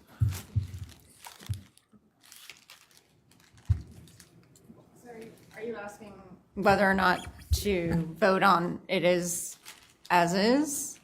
I guess where I'm going with this, and I apologize for thinking out loud a little It's bit, okay. but if the proposed design, including the vehicular entry point to the east of the house, were to push east, closer to the front of the property, maybe there's a 0 setback, which minimizes the critical line setback, which I think is probably better all in.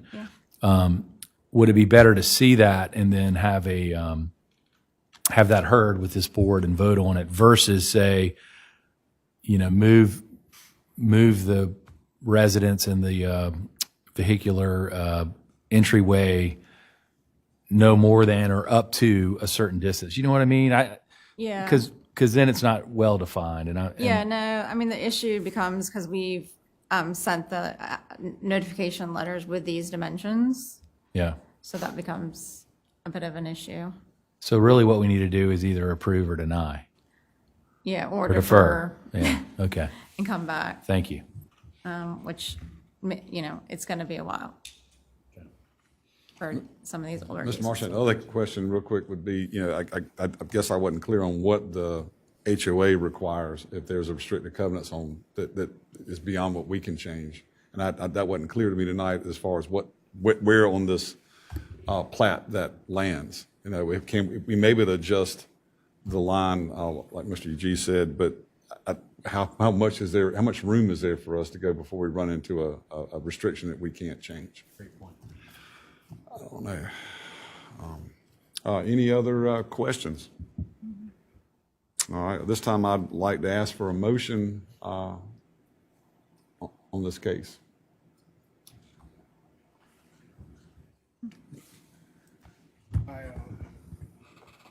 Nobody else wants to go? All right, Mr. Williams, go ahead, sir. Well, You'd like to make a motion? Well, I'll make a motion to deny the case, this request. If I can. And the reason is, I do believe it applies, they do meet the criteria 1. There are extraordinary circumstances because they want to build on that lot. These conditions do not generally apply to other properties in the vicinity. I do believe that they meet that criteria. As the staff mentioned, it may meet that criteria. Criteria 3, because of the conditions, the application of this ordinance to the particular piece of property would effectively prohibit or unreasonably restrict the utilization of the property. I agree with the staff in that I don't believe they meet criteria 3 because they could have a little bit of a different design. Criteria 4, I believe they meet criteria 4. Authorization of variance would not be a substantial detriment to the adjacent properties. Criteria 5, the Board of Zoning Appeals shall not grant a variance, the effect of which would be to allow the establishment of a use not otherwise permitted in a zoning district. I believe it is permitted. Criteria 6, the need for the variance is not the result of the applicant's own actions. The staff mentions the need for the variance may be the result of the applicant's own actions because the applicant may be able to redesign to eliminate some of the variance requests. Therefore, the request, I believe it does not meet that criteria 6, and the design could be changed. Criteria 7, I believe granting the variance does not substantially conflict with the comprehensive plan or the purpose of the ordinance. I do believe it meets 7, but I don't believe it meets criteria 3 and 6. That's a motion. Okay. Do we have a second? A second. All right, got a second from Ms. Switzer Smalls. All right, I've got a motion that's been moved and properly seconded. At this time, I'd like to open it up for discussion. Well, for the sake of discussion, how would you guys feel if we, and I guess I can't canvass you for your opinion, but the architect for the owner has expressed a willingness to push the entire structure forward, closer to the front setback area or further into that front setback area to reduce the buffer encroachment on the OCRM line side. That is something that I would fully support, and I would not like to put the applicant in a position where they have to wait another year to ask for a variance in order to, if we deny something. If they request to defer it, that could work. If the applicant Is it requests- too late to request a deferral? No, I think we have a motion that's been moved and probably seconded, but if Mr. Williams wanted to withdraw his motion, that'd be up to him. Would the applicant need to request to defer it?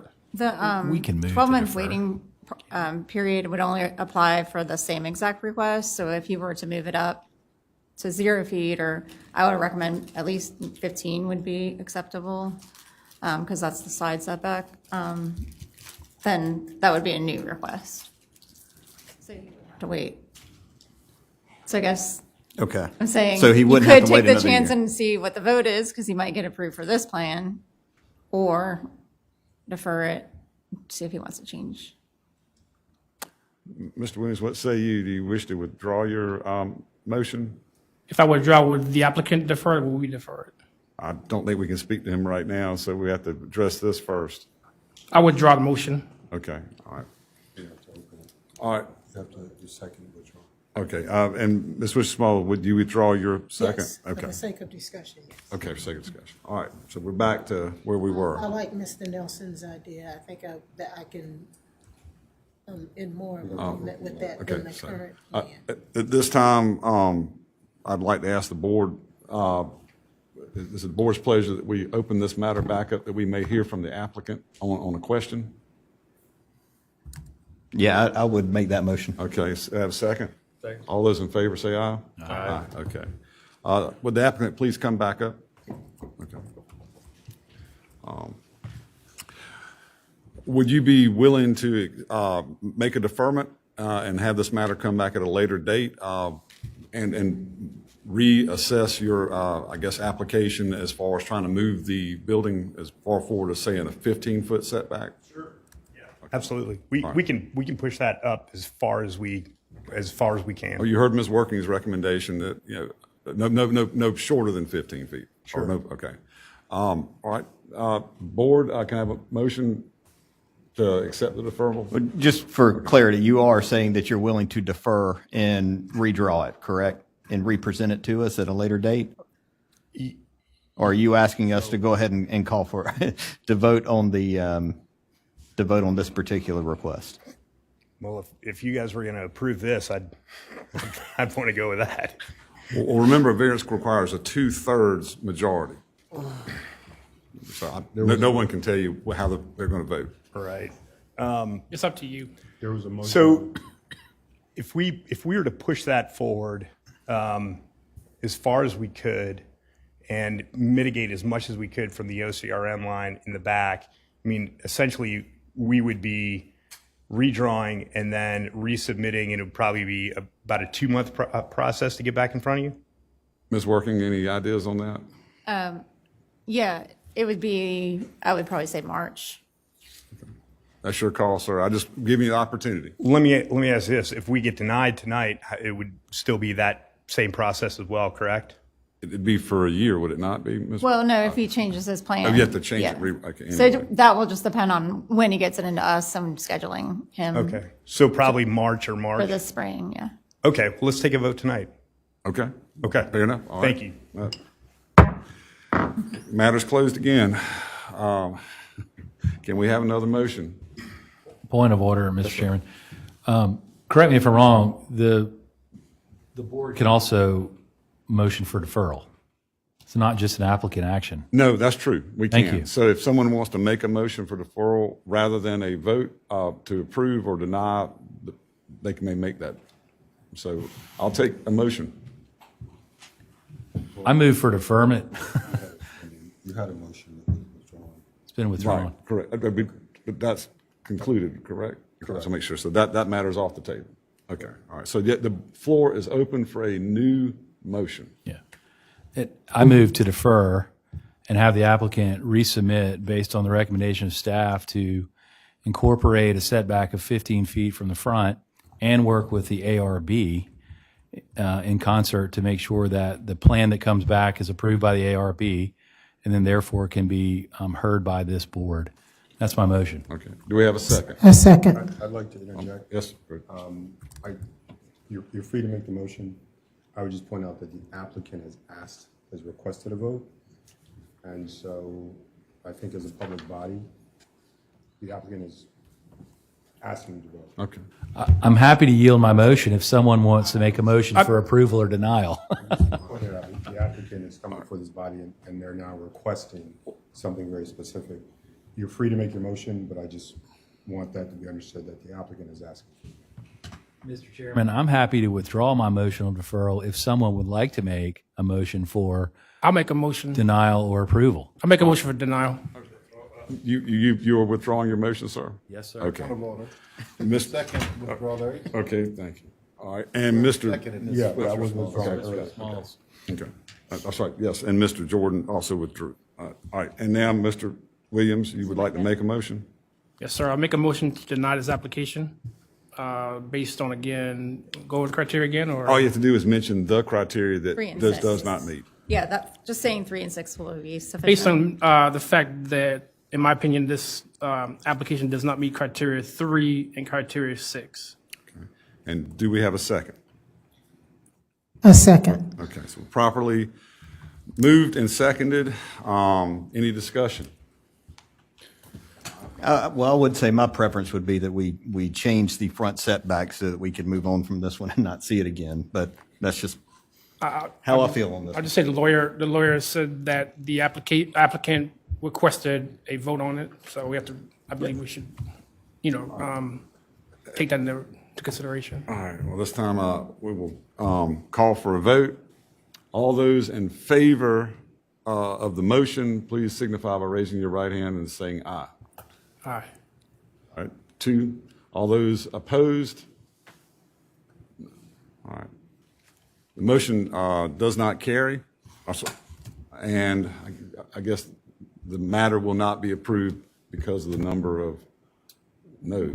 The motion won't be approved. That motion's not approved. Well, I'm sorry, excuse me, I'm Yeah. sorry, that's right. I'm sorry. All right, so- Now we can have another motion, excuse me. In the matter of BZA 102200616, I would like to make a motion that we approve this request, assuming that we can make some special conditions at the end that we change the front setback.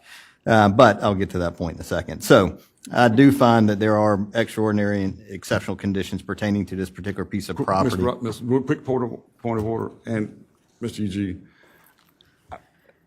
if we don't know that it'll pass the ARB, can we make a motion not having that information in hand? In other words, we're saying it's okay by us, but if the ARB would have to approve it, are we in the position of winding up in conflict?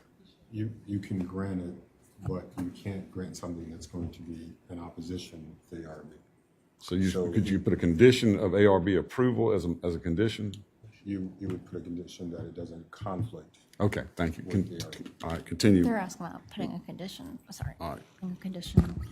Okay, so I do find that there are extraordinary and exceptional conditions pertaining to this particular piece of property. We have seen a lot of properties along DuPont Lane that we have reviewed that have had the very same situation that the current owner finds themselves in. So I'm compelled that we meet that criteria. Criterion 2, that these conditions do not generally apply to other properties in the vicinity. Certainly there are certain properties where the critical line holds pretty tight. There are others where it has moved significantly, and this is one of those. And it is not something that generally applies to other properties. So meet that criteria. For criterion 3, because of these conditions, the application of the ordinance to this particular piece of property would effectively prohibit or unreasonably restrict utilization of the property. I am going to add at the end of this motion, a special condition that will specifically address this request, requiring the applicant to push the home a little further back so that I feel more compelled that we actually meet this particular criterion. But I do believe that the applicant has made a significant effort to, one, work within the confines of a property with freshwater wetlands on it and critical line that has changed significantly, and has made some concessions within their overall design to try and accommodate these requirements. So I don't think that, I do believe that we meet this criterion. Criterion 4, that authorization of the variance will not be a substantial detriment to the adjacent properties or the public good. Again, we have had a neighbor step forward and say that they support this particular design. So we meet that criterion. For criterion 5, Certainly, issuance of this variance will not change this to an unpermitted use. Criterion 6, the need for the variance is not the result of the applicant's own action. For criterion 6, I actually find that we do meet this mainly because of the way we platted some properties in the 1990s and put some property lines along a critical line boundary that was subject to change, and that has resulted in particularly in this particular neighborhood, some unique situations that I don't believe are the result of the applicant's own actions. And in fact, I believe that the applicant could not actually develop this property without some type of relief on these setbacks. So we meet that criterion. Criterion 7, granting of the variance does not substantially conflict with the comprehensive plan or the purposes of the ordinance. In making this recommendation, I would add the staff's 3 conditions: that prior to commencing construction, silt fencing shall be installed along the critical line. The silt fencing shall be maintained for the duration of the construction. 2, the applicant shall use stormwater mitigation measures such as use of rain barrels or rain gardens to reduce the flow of stormwater into the marsh. 3, the encroachment areas shall be limited to the footprint areas shown on the submitted site plan. I'm actually going to change criterion 3 or special condition 3 because of that. I'm going to require that the applicant submit a new site plan that pushes the building closer to the front setback area, and that the builder, looking at the plans, maintain. I am going to request at least 10 feet since there's green space to give them a little more room to push closer to that property line. That the owner of the property push the site plan within 10 feet of the front property boundary, and therefore reduce the area that is within the critical line setback. And 4, that the plan be reviewed and approved by the neighborhood's ARB. That is my motion. Second. All right. I have a motion that's been moved and properly seconded. Any discussion? Just a question. Yes. Thank you for the motion. You're reaching the spirit of where I wanted to go. I guess my only question is, you say 10 feet, but what if the applicant only wants to go 15? Right? So is it 10? Is it minimum of 10, maximum of, you know what I mean, or maximum of minimum? Because otherwise, we're never going to see the final result. And I think that's the only thing I'm worried about. Do you have language that you would recommend for that we could incorporate into it? And Are you trying to say up to 10 feet? yes, we could say up to 10 feet.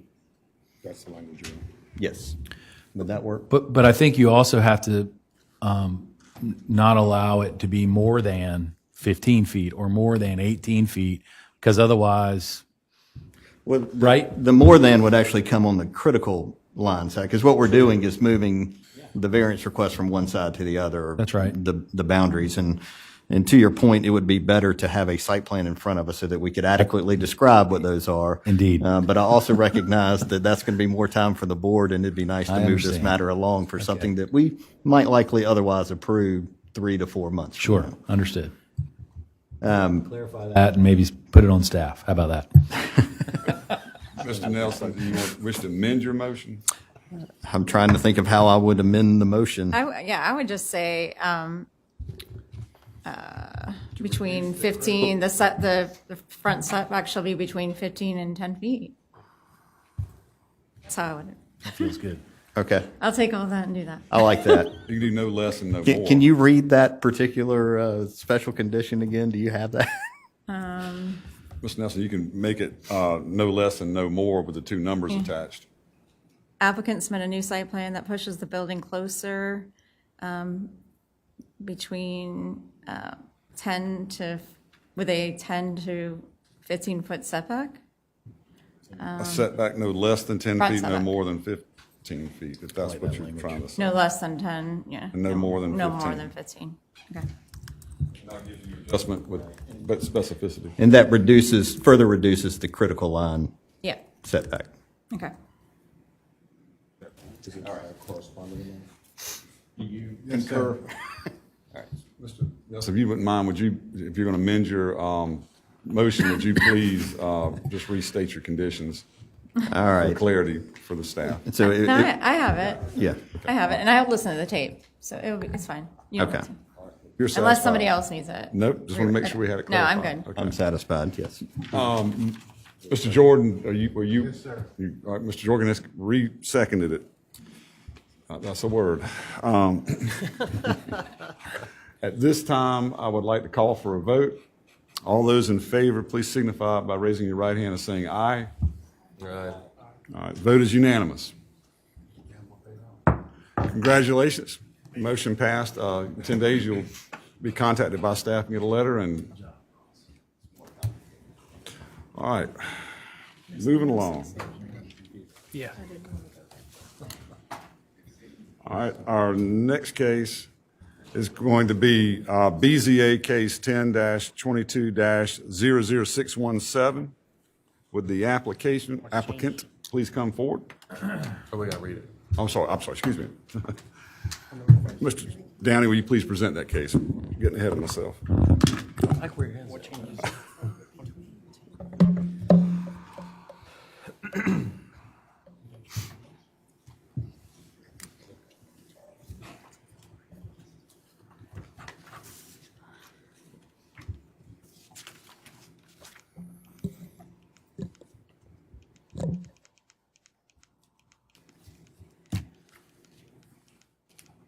Okay, so BZA case 10-22-00617. The applicant and property owner, Susan and Marion Jackson, are requesting a special exception to establish a short-term rental, extended home rental in the low-density R4 zoning district at 412 Riverland Drive, TMS number 343-10-00-001 on James Island in Charleston County. The subject property and the properties to the east are located in the low-density residential R4 zoning district. The properties to the north, south, and west are located in the city of Charleston's jurisdiction. The property contains a duplex that was with 3 bedrooms that was constructed in 1945 per Charleston County records. The applicant's letter of intent request is for the extended home rental in a duplex apartment A and B for no more than 144 days per year. Apartment A, 1 bedroom with 2 guests maximum, and apartment B, 2 bedrooms with 4 guests maximum.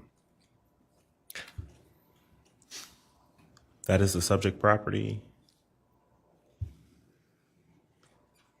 That is an aerial view of the subject property and a zoomed in aerial view of the subject property, zoomed out aerial view of the subject property. That was a picture that was posted in the sign that was posted in the yard when we conducted our site visit on November the 14th. That is the parking for the duplex. That is the picture of the duplex as well as the parking. That is Riverland Drive. So staff does believe that they may have met all 3 of the criteria for this application. So the Board of Zoning Appeals may approve with conditions, or deny BZA case 10-22-00616, special exception request to establish a short-term rental, extended home rental in the low-density R4 zoning district at 412 Riverland Drive, TMS number 343-10-00-001 on James Island in Charleston County based on the BZA's fact finding, unless additional information is deemed necessary to make an informed decision. The board may modify any of staff's recommendations below, including but not limited to the restriction of the number of days to be used as a short-term rental. In the event that the board does decide to approve this application, the board should consider the following 5 recommendations by staff. Prior to the zoning permit approval, the applicant shall complete the limited site plan review process. The use shall comply with all requirements of Article 6.8. The property shall not be used for a short-term rental no more than 144 days in aggregate during any calendar year. The property owner shall be responsible for ensuring that the tenants comply with the Charleston County noise ordinance, and prior to the property being used or advertised as a short-term rental property, the owner must receive a certificate of occupancy from Charleston County Building Services. That is the site plan that was submitted. And that was the plat. Any questions? Does anyone have questions for staff? I did want to make a clarification. Something that's not normally seen is condition 5. Currently, the property is under renovations, and that is why we put the condition in there about receiving their certificate of occupancy from Charleston County Building Services. Okay. Thank you, Mr. Downey. Would the applicant please come forward and tell us your name and address, and tell us why we should grant your request for a special exception? Good evening. My name is Marion Jackson. I live at 2182 Edisto Avenue, close by to the property, and look forward, hopefully, gain permission to use it as in this manner. And just a note of clarification: there are 2 driveways to both flanking both sides of the existing structure, and the renovations underway are not changing any. They're not adding any structure. There's just interior renovations, and so that there's ample parking, in my opinion. Okay. All right. If you'll wait just one second, anyone have a question for the applicant? No one has a question? Thank you, sir. Thank you. All right. Is there anyone present who would like to speak in favor of this application? Is there anyone present who would like to speak in opposition of this application? All right, this time we'll close the hearing to the public. Does anyone have a question of staff? Okay. In light of that, I would this time ask for a motion to approve or disapprove. Go ahead, Ms. Smalls. We'll get a motion from this end of the table this evening.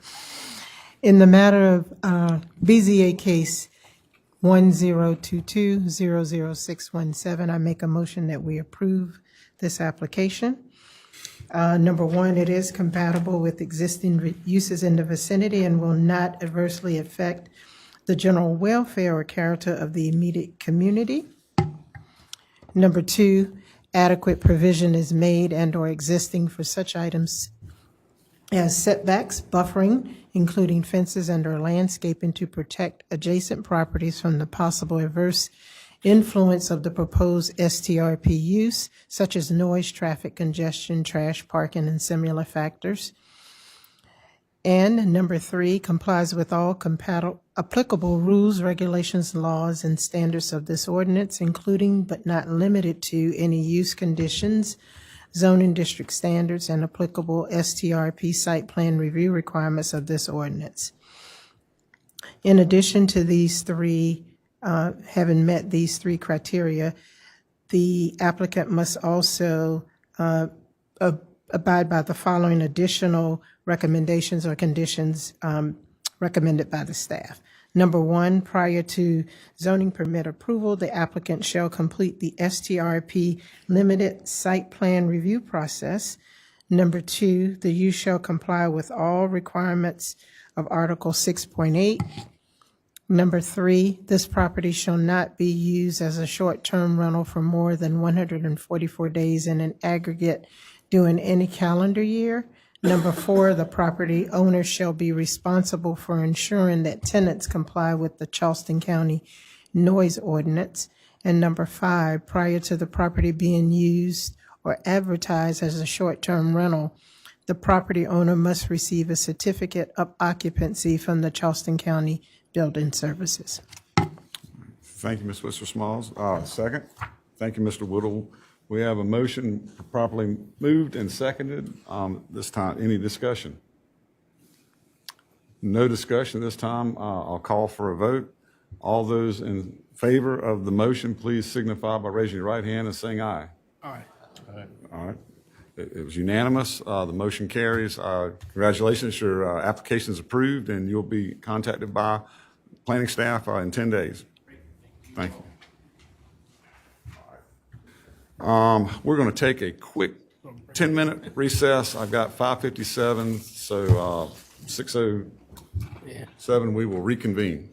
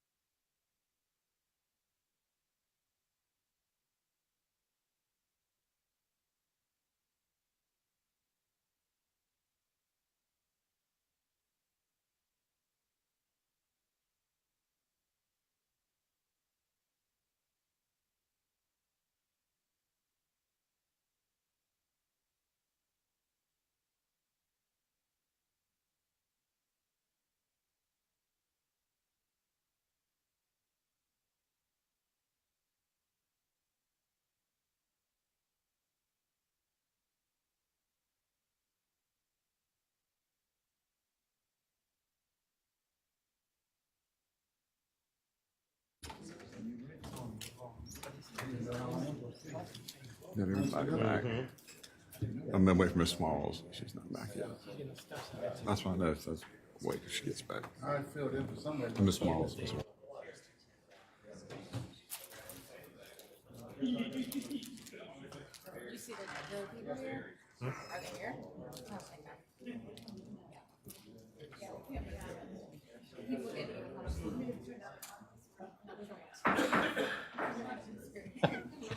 And I guess he'll be there a while since he's chair.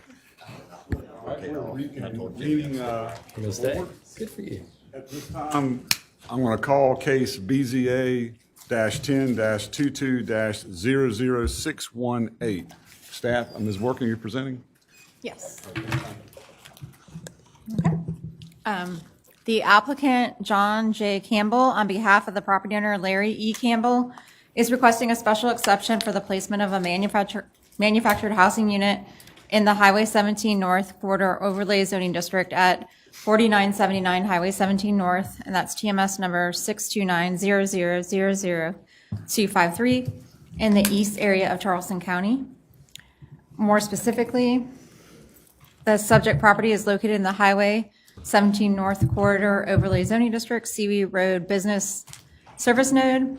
Adjacent properties are located in the Rural Residential Zoning District of Charleston County and the town of Allendale. The site plan depicts a proposed 16-foot by 76-foot manufactured housing unit. The subject property is approximately 1.23 acres. This is the zoning ordinance requirements, the overlay map, the aerials, and photos of the subject property. Highway 17 North. We conducted the site visit of this property on November 14th. This is the site plan and the plat. Regarding the 6 approval criteria for special exceptions, staff stated that it may meet 1 and that it meets 2 through 6. For the Board of Zoning Appeals actions, the boards may approve of conditions or deny the case based on the BZA's findings of fact, unless additional information is deemed necessary to make an informed decision. In the event the board decides to approve the application, the board should consider the following condition recommended by staff. And that's condition 1, the manufactured home shall comply with section 6424B of the Charleston County Zoning and Land Development Regulations Ordinance. You have any questions? Does anyone have a question for staff? Okay, thank you, Ms. Working. Would the applicant please come forward?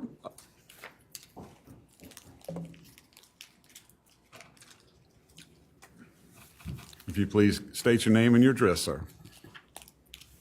Yes, sir. John Campbell, 4983 Highway 17 North, Allendale, South Carolina. All right, please tell us why we should approve your request. Due to some deteriorating health conditions, my mother and father requesting to put a mobile home back on the site where there was one previously to be my primary residence, help take care of them. Okay. So I'd appreciate it. Yes, sir. Does anyone have a question for the applicant? All right, well, thank you, Mr. Campbell. You may have a Thank seat. you. All right. Is there anyone here tonight in support of this application? Is there anyone here tonight in opposition to this application? All right. That closes this case to the public. Any questions for staff? For staff, real quick. So the applicant is applying for a special exception. Can you explain why they need a special exception? Just for the staff. Yeah, so in this overlay district, they're requiring, they get a special exception for manufactured homes. It's only for the properties in the overlay. If you notice, the other property that's part of their property that's further back off the road is not in the overlay. Okay, thank you. Any other questions of staff? All right. May I have a motion to approve or deny the request? I'll take it again. Thank you, Ms. Swisher-Smalls. In the matter of BZA case 1022618, I make a motion that we approve this application. Number one, it is consistent with recommendations contained in the Charleston County Comprehensive Plan and the character of the underlying zoning district as indicated in the zoning district description. Number two, it is compatible with existing uses in the vicinity and will not adversely affect the general welfare or character of the immediate community. Number three, adequate provision is made for such items such as setbacks, buffering, including fencing and or landscaping to protect adjacent properties from the possible adverse influence of the proposed use such as noise, vibration, dust, glare, odor, traffic congestion, and similar. Am I reading the wrong case? I think I am. I'm sorry. Which? You're on the right case, I believe. Which criteria were you on? Criteria. You're right. Yeah. Okay. So there'll be 6 of them. Never have to check, huh? Sorry about that. To protect adjacent properties from the possible adverse influence of the proposed use such as noise, vibration, dust, glare, odor, traffic congestion, and similar factors. Number 4, where applicable, will be developed in a way that will preserve and incorporate any important natural features.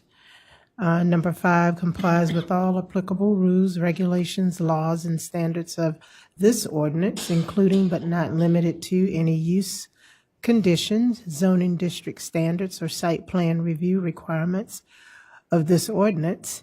And number 6, vehicular traffic and pedestrian movement on adjacent roads shall not be hindered or endangered. As part of that, you should also comply with the recommendation by the staff. The manufactured home shall comply with section 6.4.24.b of the Charleston County Zoning and Land Development Regulations Ordinance. Thank you. Do we have a second? Second. All right, we have a proper motion moved and seconded. This time, any discussion? No discussion? At this time, I'll call for a vote. All those in favor of the motion, please signify by raising your right hand and saying aye. Aye. Aye. It is unanimous. Congratulations, sir. Your application is approved. You'll receive a letter from the county within 10 days notifying of the actions tonight, and then you'll need to contact them for the next step. Have a good evening. All right. All right. All right. This time, the board will call case BZA-10-22-00619. Who's presenting? Mr. Downey?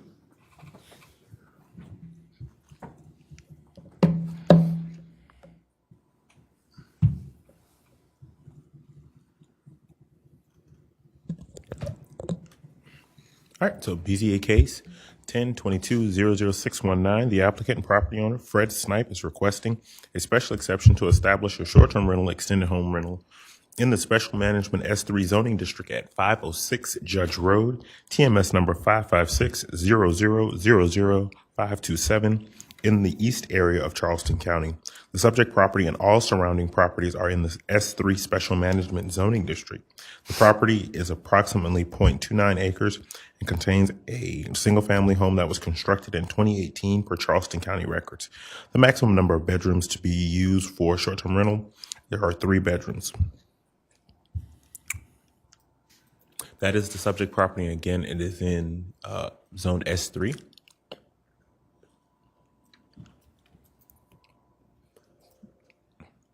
That is an aerial view of the subject property, another aerial view of the subject property, and a zoomed out aerial view of the subject property. That is a picture of the structure, the parking in the front and the back. That is Judge Road. Staff does believe that all 3 criteria may have been met for this application.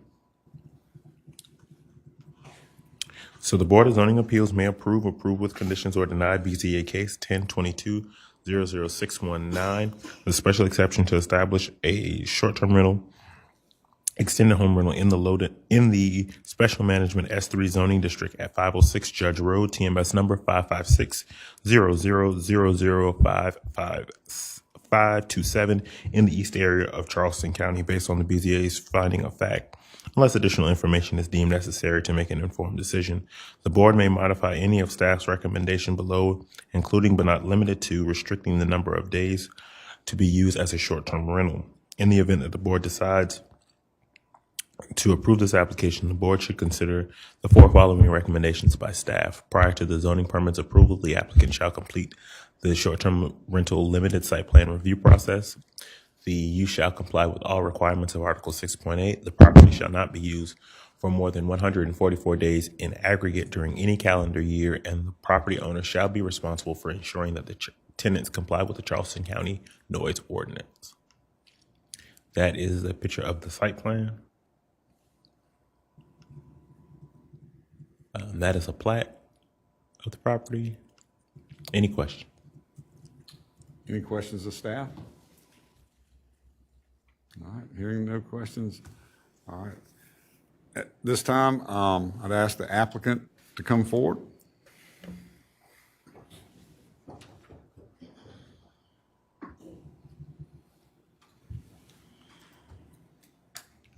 Good evening, sir. If you'd be so kind to give us your name and your address. Good afternoon. Fred Snipe, 510 Judge Road, Mount Pleasant, South Carolina. All right, Mr. Snipe, will you please tell us why we should approve your request? Hopefully you all approve because I need the extended 72 days to make this profitable. Okay. All right. Anyone have any questions for the applicant? All right. Thank you, Mr. Snipe. You may sit down. Is there anyone here tonight to speak in support of this application? All right, we'll do one at a time, so whoever would like to come up first. Good evening, sir. If you please give us your name and address. Michael German, 385 Greer Street, Mount Pleasant. I live in a community where this property is located. The owner failed to say, but he lives on the property itself. And I think me and everybody else in the community would be in favor of this extension. Okay. That's it. Thank you. Wait 1 minute. Let's make sure anybody has a question for you. Anyone have a question? Mr. German, is that correct? Yes, sir. No question. All right, please have a seat, sir. Thank you. Who else would like to come forward and speak in support of this application? Anyone else like to speak in support? All right. Is there anyone like to speak in opposition to this application? All right. This time we close this case to the public. And does anyone have a question of staff? Okay. At this time, I'll ask for a motion to approve or deny. Mr. Chairman, in case number BZA 10-22-00619, I move to approve the application as I believe it meets all three criteria. Criterion number one, it is compatible with existing use in the vicinity, as it has been used as a short-term rental for 72 days, and the extension will just give them a longer period of time. Criterion number two, the applicant has made adequate provisions such as items for setbacks, buffering, landscape, etc., to protect adjacent properties from possible adverse influence.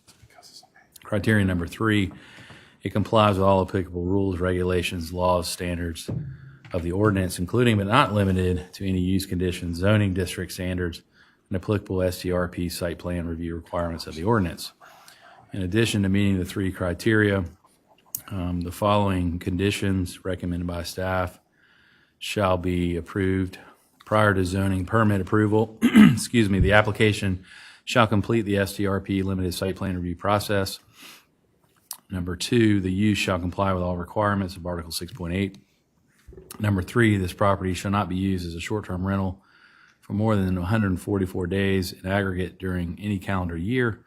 And number 4, the property owner shall be responsible for ensuring that tenants comply with the Charleston County NOR's ordinance. Herein ends my motion. Thank you. I will second it. So we have a motion that's properly made and seconded. Any discussion? No discussion. This time I'll call for a vote. All those in favor of the motion, please signify by raising your right hand and saying aye. Aye. Aye. It's unanimous. Congratulations, sir. Your motion is approved. You'll get a letter in 10 days, and then you can contact staff for your next step. Y'all have a good evening. All right. All right, this time we will call case BZA 10-22-00620.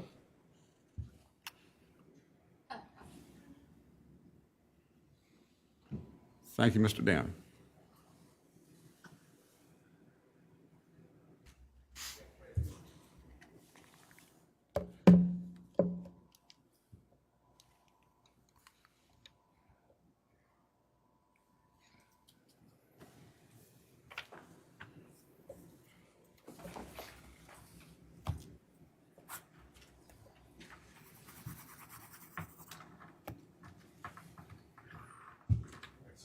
Case 10-22-00620. The applicant and property owner, Christopher T. Mitchell, represented by Ross Appel, is requesting a variance to reduce the required 5-foot interior side setback to reduce the required 20-foot front street side setback along Stonewood Drive to increase the maximum building coverage for the 3 existing accessory structures at 2151 Welch Avenue, TMS number 343-0600-049 on James Island in Charleston County. The subject property and all the surrounding properties are in the low-density R4 zoning district. If you'll bear with me, I'm going to break down which each one of those variances are specifically for.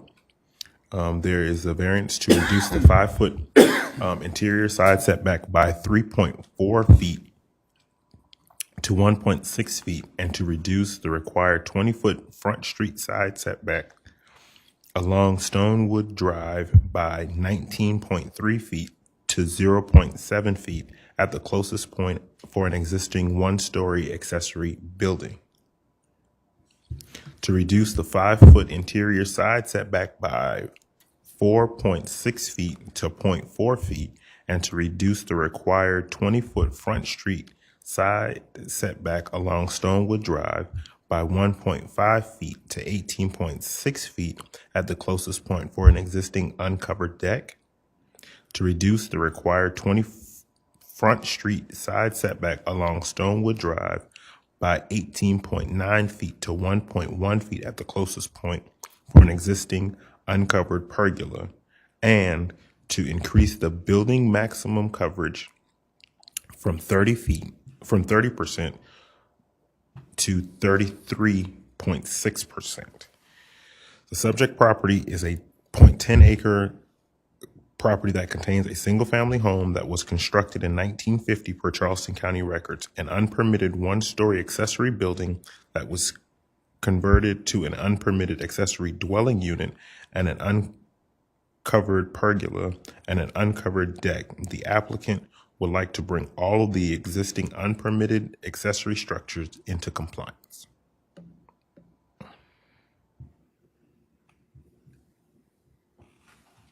So, the Board of Zoning Appeals may approve with conditions, or deny the case 10-22-00620, the variance to reduce the required 5-foot side setback to reduce the required 20-foot front street setback along Stonehaven Drive, and to increase the maximum building coverage for the 3 accessory structures at 2151 Welch Avenue, TMS number 343-0600-049 on James Island in Charleston County, based on the BZA's fact finding, unless additional information is deemed necessary to make an informed decision. There's only one recommendation by staff that the applicant shall obtain all necessary permits for the unpermitted accessory structures, including permits to convert the accessory one-story accessory building to an accessory dwelling unit. So that is the subject property. This is not a corner lot, but it does have a frontage on Stonewood and Welch. That is the aerial view of the subject property, a zoomed out aerial view of the subject property. Staff did conduct a site visit on the 14th of November. That is the one-story accessory building. That is the uncovered pergola and deck. And that is the single-family residence that was constructed in 1950. That is Stonewood Drive. So as far as the conditions are concerned, we believe that it meets criteria 1, it meets criteria 2, that it may meet criteria 3, that it may meet criteria 4, it meets criteria 5, it may meet criteria 6, and it may meet criteria 7. Are there any questions? Are there any questions of staff? Go ahead, Mr. Marshall. Mr. Downing, so these are all existing unpermitted structures, and Yes, we're sir. asking for a retroactive permits. Yes, Thank sir. you. Okay. Anyone else? Okay. Yeah, go ahead, Mr. Nelson. What triggered the need for this? Like, how did the discovery occur that there were? So from my understanding, and this might be a question for the applicant, but I believe that the property owner is trying to sell the property and that they are trying to get all of the structures permitted prior to the sale of the property. But that is a question that the applicant may have more details for. Okay, thank you. Anyone else? All right. Thank you, Mr. Downing. Would the applicant please come forward? Please state your name and address. Good evening, everybody. Ross Appel here with McCullough, Kahn, and Appel over at 2036 E Wall Street in Mount Pleasant. I'm here today on behalf of Tiff Mitchell. Mr. Mitchell is actually here in the audience this evening. He's the owner of 2151 Welch Avenue over in Riverland Terrace. Mr. Mitchell purchased the property back in 2009.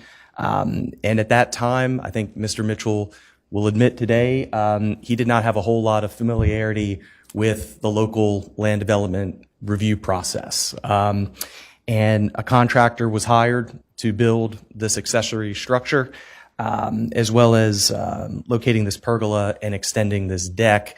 And my client, assumed that the contractor was doing everything necessary to make this on the up and up, but unfortunately, come to find out in 2021 when he wants to sell the property, there are zoning violations, and we're here today to bring the property into compliance. Appreciate the staff giving us a little bit of a running start. I think we all are in agreement that we satisfy criteria 1, 2, and 5. So we'll focus on the rest of them in the interest of time. But for the granting of these variances, the property cannot be reasonably utilized. First and foremost, the property can't be sold. It's currently unassignable right now in its condition. In addition to the county's zoning challenges, when a survey was performed on the structure, the accessory structure, it turned out that a very small portion of the structure was actually built into the right-of-way. So we just got finished about a year's worth of time working with the DOT to have them abandon a sliver of this right-of-way and convey this property. And if you haven't negotiated a real estate transaction with the SCDOT before, it is not for the faint of heart, but we did it. We actually acquired that title to this land. There's no longer an encroachment, and we're here to obtain the necessary variances and relief. But for the granting of these variances, these structures and these elements will have to be torn down. The law disfavors economic waste, and that's what would happen if we weren't able to obtain the relief. The extension of the deck, and Mr. Mitchell can get into this in more detail, is actually for a safety purpose. When he acquired the property originally, there was sort of a steep drop-off from the historic structure into the backyard. This helps provide for more of a transition and from a safety perspective. And the primary structure on the property is less than 1,000 square feet. It's 937 square feet.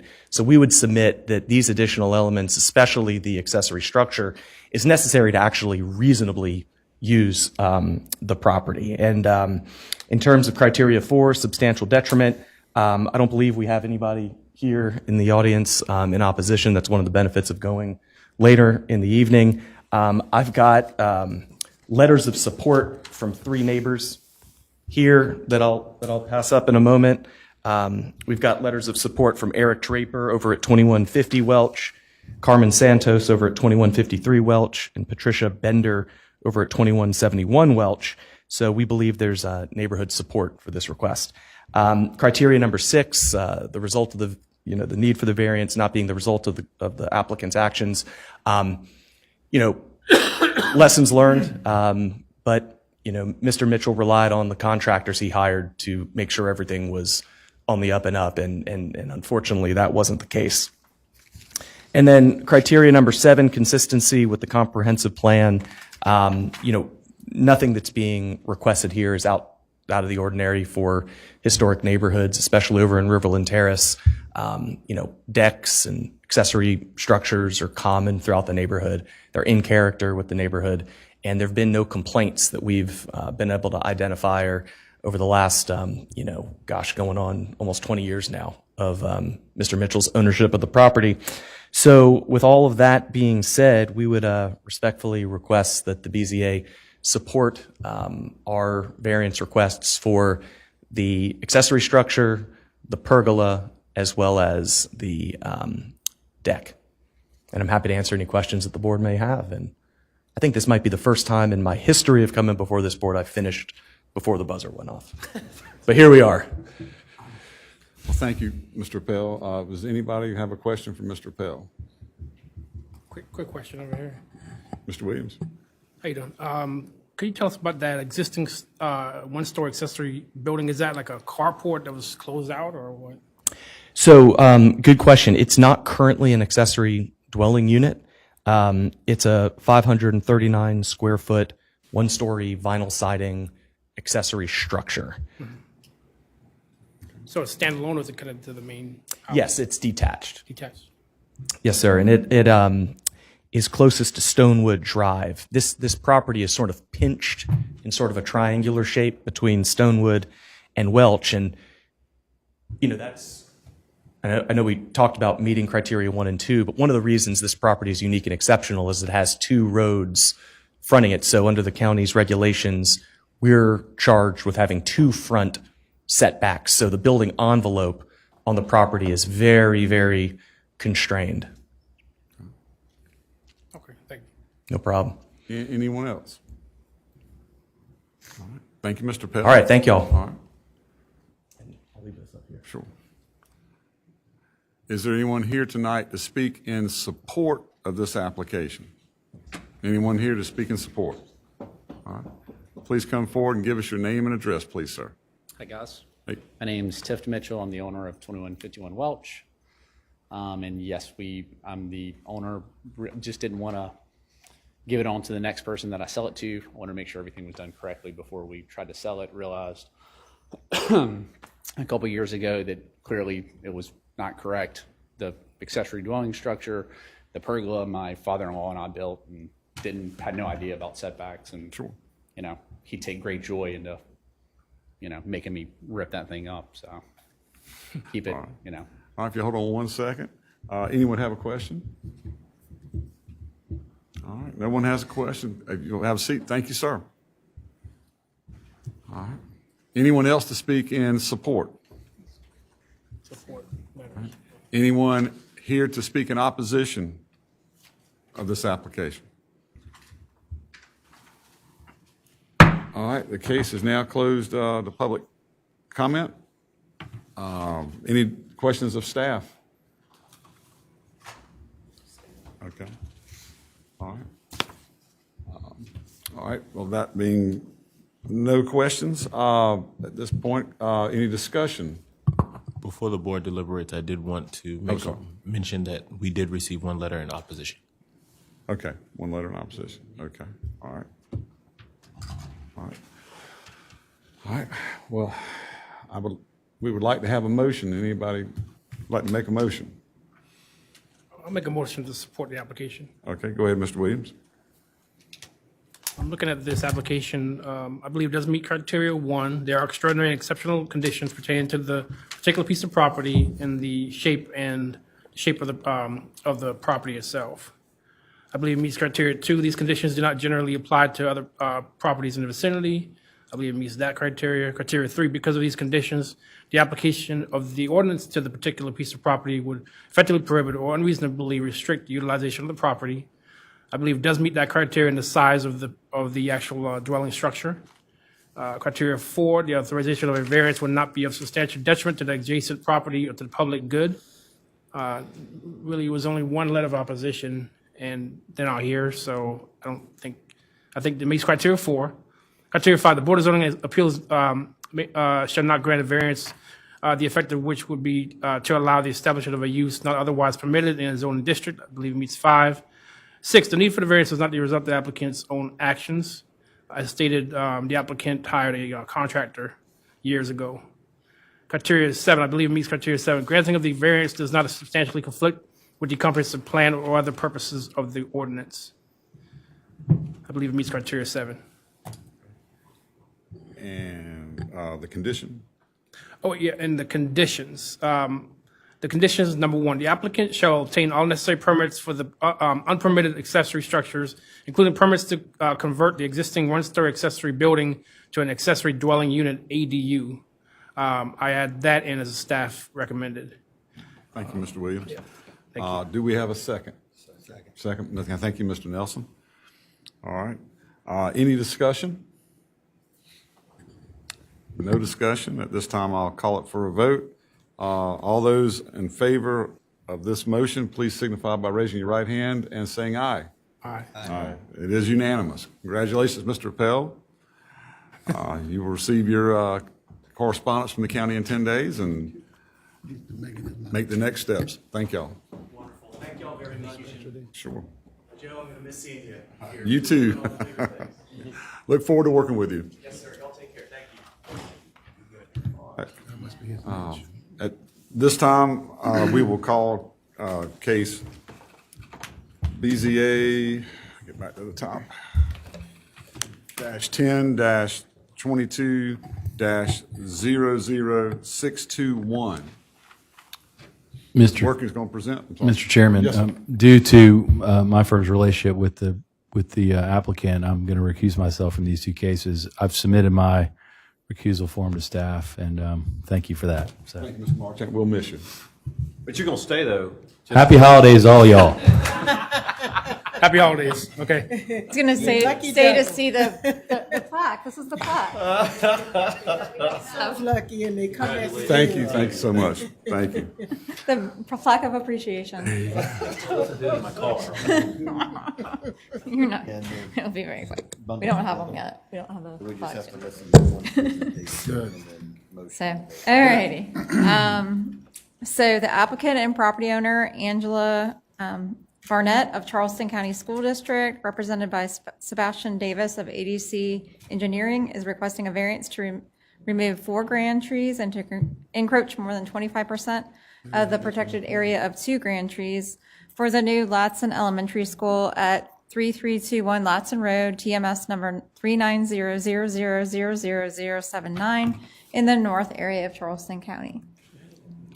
The 19.13 acre subject property is located in the General Office GO zoning district. Adjacent properties to the east are located in the GO zoning district and the industrial IN zoning district. Adjacent properties to the south are located in the low density residential R4 zoning district. Adjacent properties to the west are located in the R4 IN and CC zoning districts. The proposed school project is currently in the site plan review process. The site contains the existing Latson Elementary School building. The proposed plan is to add a new school building. The existing building will remain. Staff parking will be added to the north and west of the existing building in an area that is heavily wooded. The 4 grand trees proposed for removal are in staff parking lots or vehicular use areas, and the 2 proposed grand trees encroachments are due to vehicular use and parking lot locations as well as sidewalk installation. So I'm going to go through both of the requests. So to save some time, I hope. So the first request we're going to go over is 00621, and that's the variance request to remove the 4 trees and encroach the two trees by more than 25%. This is the ordinance requirements for that variance. This is the list of the trees. I'll go through them when I show you the pictures, but there's 4 for removal, which totals 123 dBH inches, and 2 for encroachment that totals 79 dBH inches. And please remember that you can, evaluate each tree separately for approval, or denial.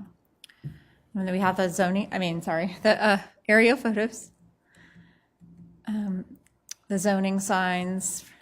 Okay, so this is the first tree for removal. It's a 36-inch dBH red oak tree. Then we have an 18 and 19-inch maple for removal, a 10-18 dBH live oak for removal, a 32-inch dBH live oak for removal, and the 52 dBH live oak, this one is for encroachment, and the 27-inch dBH red oak for encroachment. Here's a couple of photos of the property in Ladson Road. This is the site plan showing in red are the 2 trees that are going to be encroached upon, and then yellow is the trees to be removed, and the plat. So for this first case, we stated that they may meet criteria 1 and 2, 4 and 7. It meets criteria 5 and may not meet 3 and 6. For the board's action, if you may approve approval conditions or deny the case based on the BZA's findings of fact, unless additional information is deemed necessary to make an informed decision. In the event the BZA decides to approve the application, staff recommends the following conditions. 1, prior to zoning permit approval, the applicant shall complete the site plan review process. 2, the applicant shall mitigate the removal of 123 inches dBH trees by either submitting mitigation plan for review and approval indicating the installation of canopy trees no smaller than 2 1/2 inches in caliper equaling inch per inch replacement by depositing funds into the Charleston County Tree Fund as described in section 926 of the Charleston County Ordinance, or C, a combination of both A and B. The allotted mitigation shall be in place prior to removal. Number 3, if either of the grand trees requested for encroachment, the 52-inch dBH live oak and the 27-inch dBH red oak, dies within 3 years of installation of completion of the school project, the applicant shall mitigate the tree or trees by either A, submitting a mitigation plan for review and approval, indicating the installation of canopy trees no smaller than 2 1/2 inches in caliper, equaling inch per inch replacement, B, by depositing funds into the Charleston County Tree Fund as described in section 926 of ZELDAR, or C, a combination of both A and B. The allotted mitigation shall be in place prior to its removal. 4, tree barricades constructed of chain link fencing shall be installed along the protected trees within 40 feet of disturbance prior to any construction pursuant to section 924 of the zoning ordinance. And 5, the applicant shall retain a certified arborist to monitor and treat all grand trees on site through the duration of construction. The applicant shall provide a copy of the treatment plan to zoning staff for review and approval prior to site plan review approval for the construction of the new school. And finally, 6, the applicant shall work with staff during the site plan review process to satisfactorily reduce impacts of the fire lane and retaining walls on protected trees along the western property line. So it's going to go into the second case, and the second case is a height variance case. The applicant and property owner is again Angela Barnett of the Charleston County School Districts, represented by Margie Longshore of SMHA Inc. requesting a variance to exceed the maximum height requirement in the general office GO zoning district for the new Latson Elementary School at 3321 Latson Road, TMS number 390-0000079 in the North area, Charleston County. The maximum height in the GO zoning district is 35 feet or 2.5 stories, whichever is less. The proposed height of the new Latson Elementary School is approximately 41 feet. And these are the requirements for that. Pictures. This is the overall elevations provided by the applicant and the 3D views of the site with elevations. Regarding the approval criteria for this one, we stated that it may meet 1 through 4, 6 and 7, and that it meets 5. So for the BZA action, you may approve approval conditions or deny the case based on the BZA's findings of fact, unless additional information is deemed necessary to make an informed decision. In the event the board decides to approve the application, staff recommends the following condition. 1, prior to zoning permit approval, the applicant shall complete the site plan review process. So do you have questions on either of those cases or? Anyone have a question? Go ahead. Ms. Working, just a question on the tree request for criterion 3 and 6. The staff recommendations basically state that they could have examined or could have potentially used a smaller project or a smaller footprint to avoid some of the impacts. Did the school district show any alternative site plans or present anything that might reduce the impact the grand trees or justify the size of the building in any way? Yeah, Jennifer's. The site plans that you have in front of you are the ones that I've seen since initial application. There have been adjustments made, but nothing of substantial change to the site plan or the building size. But have they justified the building size and stated why they need X number of square feet or anything like that? Is that No. Okay. Anyone else? Mr. Williams? Are they attempting to put a sidewalk where the trees are currently at? Is that what it is? Yes, that larger tree you see that it's just a tree encroachment to build that sidewalk. For that sidewalk? Yes. Okay, thank you. Ms. Stiles, I'll bring this up just as a parting question. And I think I may not have paid as much attention to this as I realized I should have. I know a lot of times we deal with the mitigation, and they have a choice of planting trees or not planting trees. And generally, on a lot of these site plans, there are areas that were suitable for planting some trees, not trying to place them all inch by inch, and I know that's the formula y'all have to use. But I think I'd like to see in future boards meetings that maybe some of these conditions that we require some trees to be planted that are appropriate, not trying to upset the plan, and then the rest be paid into the mitigation bank. But I know that as a practice, this board's never made that a condition. They just left it up to the applicant. But the point being of the loss of those trees, that might be a way to mitigate it, but not impact the project. Right. So that's all I've got. Thanks.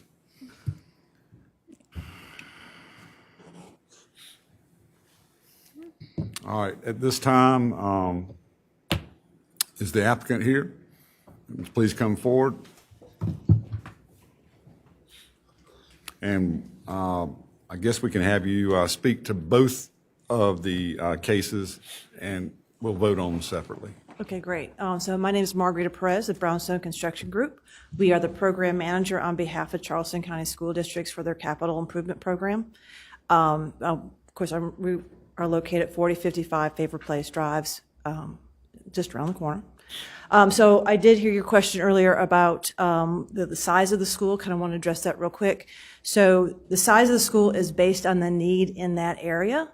Currently, that school is way over capacity with 13 portable trailers on that campus. So the school size needed to be sized appropriately to accommodate that and future growth. Second part of that is we are keeping the existing building because Charleston County School District is committed to providing universal pre-K and early education across the whole district area. So this would have the existing building becomes that early learning center for them and stays on that campus. So again, just want to appreciate your consideration for our variance request and be happy to take any questions. And I also have our architect and civil engineer to answer any more technical questions. Okay, all right. If you'll wait right there, please. Anyone have a question for the applicant? Go ahead, Mr. Williams. How you doing today? I'm looking at this plan, and is there any other location you could put the sidewalk to not interfere with the Grand Oaks? That one I'm going to turn over to my team. Okay. Any other questions for this individual? Nope. Thank you, ma'am. All right. Next, please come up. Please state your name and your address. Sebastian Davis with the ADC Engineering. We're located at 1226 James Hall Road. Okay. Does anybody, I guess, go ahead. You have a question. How you doing, sir? The question was there any other route you could have put the sidewalk to not interfere with the Grand Oaks, so it doesn't need to be taken down? The one impact that we have is for a connection to an existing sidewalk on the other side of the Grand Oak tree. So we're connecting to the existing right-of-way. If you go around the opposite way, you actually create more of an impact because you're going around the backside of a tree through an existing grass area. We try to take the shortest route to connect to the existing sidewalk that's coming from the DOT right-of-way. All right. Any other questions? Go ahead, Mr. Jordan. They just put new sidewalks in my neighborhood and they went around a tree. Couldn't you figure some way to do that? The shortest route is the connection that we had. Could you? We could have, but it would provide more of an impact because you're going around the outside of the tree closest to the building. So you'd have to go around the entire canopy of the tree to connect to a sidewalk that's literally standing right in front of me there. So I'd have to go around this side to connect back to the existing sidewalk that's coming from the right-of-way. That's existing that we did not put in with this project or not proposing to put in with this project. Thank you. And to clarify, this where the sidewalk's located is just an encroachment, correct? That's not a tree removal? That's why I was getting ready to make that same point. Thank you, Mr. Mills. If I must, the sidewalk is going to hug the existing roadway that we're butting right up next to. So it's going to back right up to the existing curb and gutter to minimize the impact as much as possible. All right. Any other questions? All right. Thank you, sir. Thank you. All right. Anyone else to speak in support? Please come forward and state your name and your address. I'm Margie Longshore. I'm the architect for the project. I'm with SMHA. Our address is 400 Hibben Street in Mount Pleasant. We submitted the application for the building height variance. And to add on to what Margarita mentioned, the school district is committed to the community in this area. There have been school buildings on this site for over 100 years. And so we know it's a very tight site. We know there's a lot on it. But we are trying to balance requirements from DOT, from the State Office of School Facilities for bus stacking, car stacking, keeping the kids on campus during construction so that we can create a new campus for them that will serve them for many decades to come. With regard to the height variance in particular, the majority of the building, I believe 87% of the building footprint is within the 35-foot height variance. We do have about 13% of the building footprint where we did need to pop the roof up and be able to coordinate structural requirements, HVAC, fresh air ductwork requirements, and bring in a little bit more natural light into the media center in particular. So I'd be happy to answer any questions that y'all have about that application. Hold on one second. Anyone have a question? Well, I don't know if you could answer this. Could you explain what's causing the need for getting rid of the 4 live oaks altogether? What architecture? They are all located within driveway and parking lot areas. They are not under building footprints. But due to the amount of parking that we have to provide for staff on site, the amount of bus loop length that we have to provide, and car rider loop length, we have to we're stacking 2,800 linear feet of cars on site because we are trying to alleviate backups that are occurring on Ladson Road currently. So we are trying to do the best to balance all of those needs and retain as many of the large natural trees as we can. Okay. Go ahead, Mr. Woodle. How many trees have y'all preserved on the property?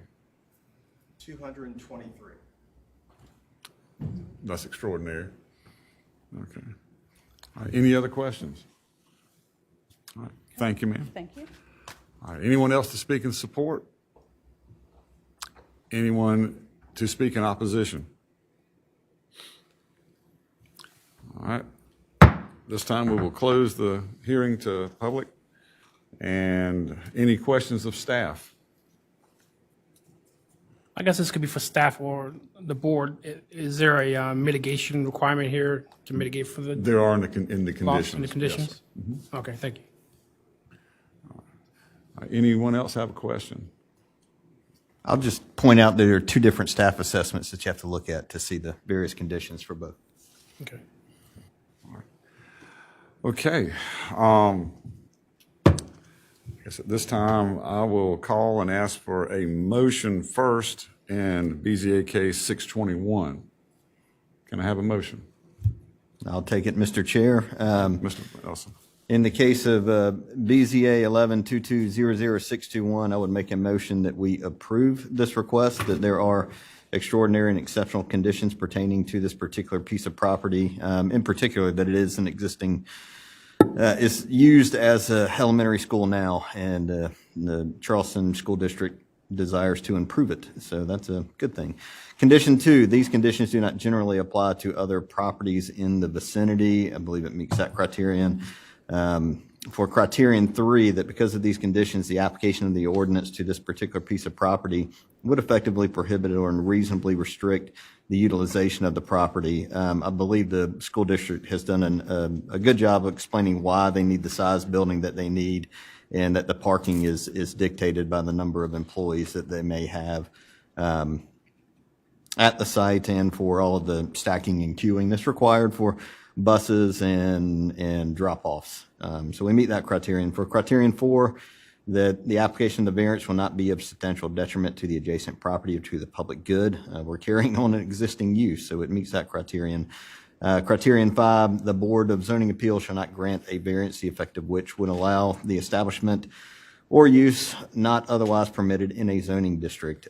Certainly there is a school there now, there'll be a school there in the future, so we meet that criterion.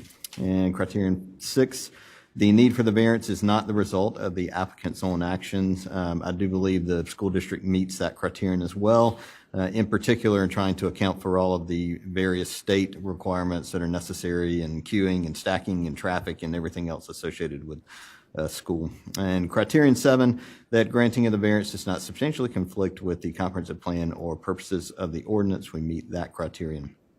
In making this motion, I do propose that we adopt all 6 of the special conditions recommended by staff. That 1, prior to zoning permit approval, the applicant shall complete the site plan review process. 2, the applicant shall mitigate the removal of 123 inches DBH trees by either A, submitting a mitigation plan for review and approval indicating the installation of canopy trees no smaller than 2 1/2 inches in caliper equaling inch per inch replacement, B, by depositing funds into the Charleston County Tree Fund as described in section 9.2.6 of the Charleston County Zoning and Land Development Regulations, or C, a combination of both A and B. The allotted mitigation shall be in place prior to removal.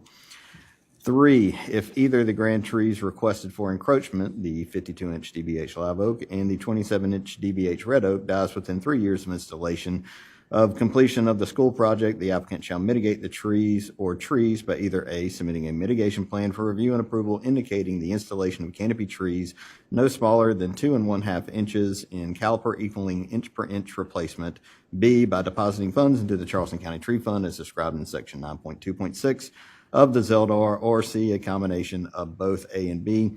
The allotted mitigation shall be in place prior to its removal. 4, tree barricades constructed of chain link fencing shall be installed around all protected trees within 40 feet of disturbance prior to any construction pursuant to section 9.2.4 of the Charleston County ZELDAR.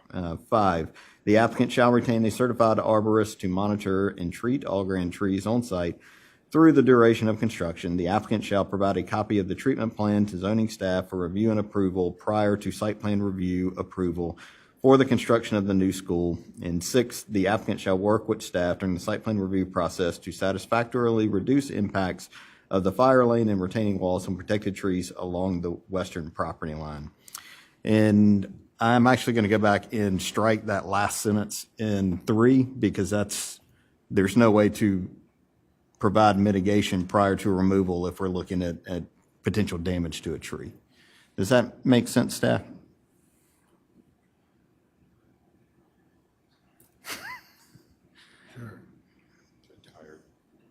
You just be talking about not the 4 trees? Is that what you're saying? No, so special condition 3 is related to the encroachment on the 2 grand trees. Right. And the last sentence that you recommended says the allotted mitigation shall be in place prior to its removal. How would you do that if you're replacing a tree that is dying? Or would you? Yeah. So they would just need to verify what they intend. So they would come to county staff. Yeah, Sorry, and I they should would have say asked this ahead of time. this tree is dead, Okay. and we want to remove it, and then we would just say, well, how do you plan to mitigate it? They would either have Okay. to either I got plant it. the tree I got it. Just inch by expect. inch. Sorry, or I will leave pay it into as the is. mitigation bank Yep. before they officially remove the dead, dying tree. Yes. Okay, gotcha. All right, that's my motion. Okay. All right, do we have a second? Second. All right, thank you, Mr. Woodle. Any discussion? No discussion. At this time, I'll call for a vote. All those in favor of the motion, please signify by raising your right hand and saying aye. Aye. It is unanimous. It carries. All right, may I have a motion for case number 622? Yeah, I'll take it as well. Thank you, sir. All right, I'll make a motion to approve case number BZA 1122000622. I find that it does meet all the criterion required for approval. That 1, there are extraordinary and exceptional conditions pertaining to this particular piece of property. 2, that these conditions do not generally apply to other properties in the vicinity. That 3, because of these conditions, the application of this ordinance to this particular piece of property would effectively prohibit or unreasonably restrict use of the property. Criterion 4, that authorization of the variance will not be of substantial detriment to the adjacent property or to the public good. That meets criterion 5, that the BZA shall not grant a variance, the effect of which would not allow the establishment of a use not otherwise permitted in a zoning district. And it meets criterion 6, that the need for the variance is not the result of the applicant's own action. And criterion 7, that this particular variance, the granting of which does not substantially conflict with the comprehensive plan or the purposes of the ordinance. In making this motion, I do recommend that we include staff's recommended condition that 1, prior to zoning permit approval, the applicant shall complete the site plan review process. Thank you, Mr. Nelson. May I have a second? Second. Thank you, Mr. Woodle. All right, any discussion? Hearing none, I will call for the question. All those in support of this motion, please signify by raising your right hand and saying aye. Aye. All right. The motion is unanimous. Congratulations, y'all. Both your applications have been approved. You'll receive correspondence in 10 days from the county and contact them for the next step. Thank you so much. Y'all have a great evening. Okay. Ms. Working.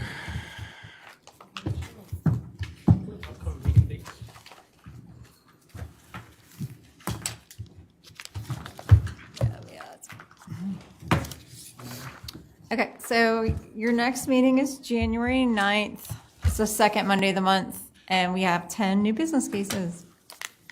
Yay. February and March already determined? Or?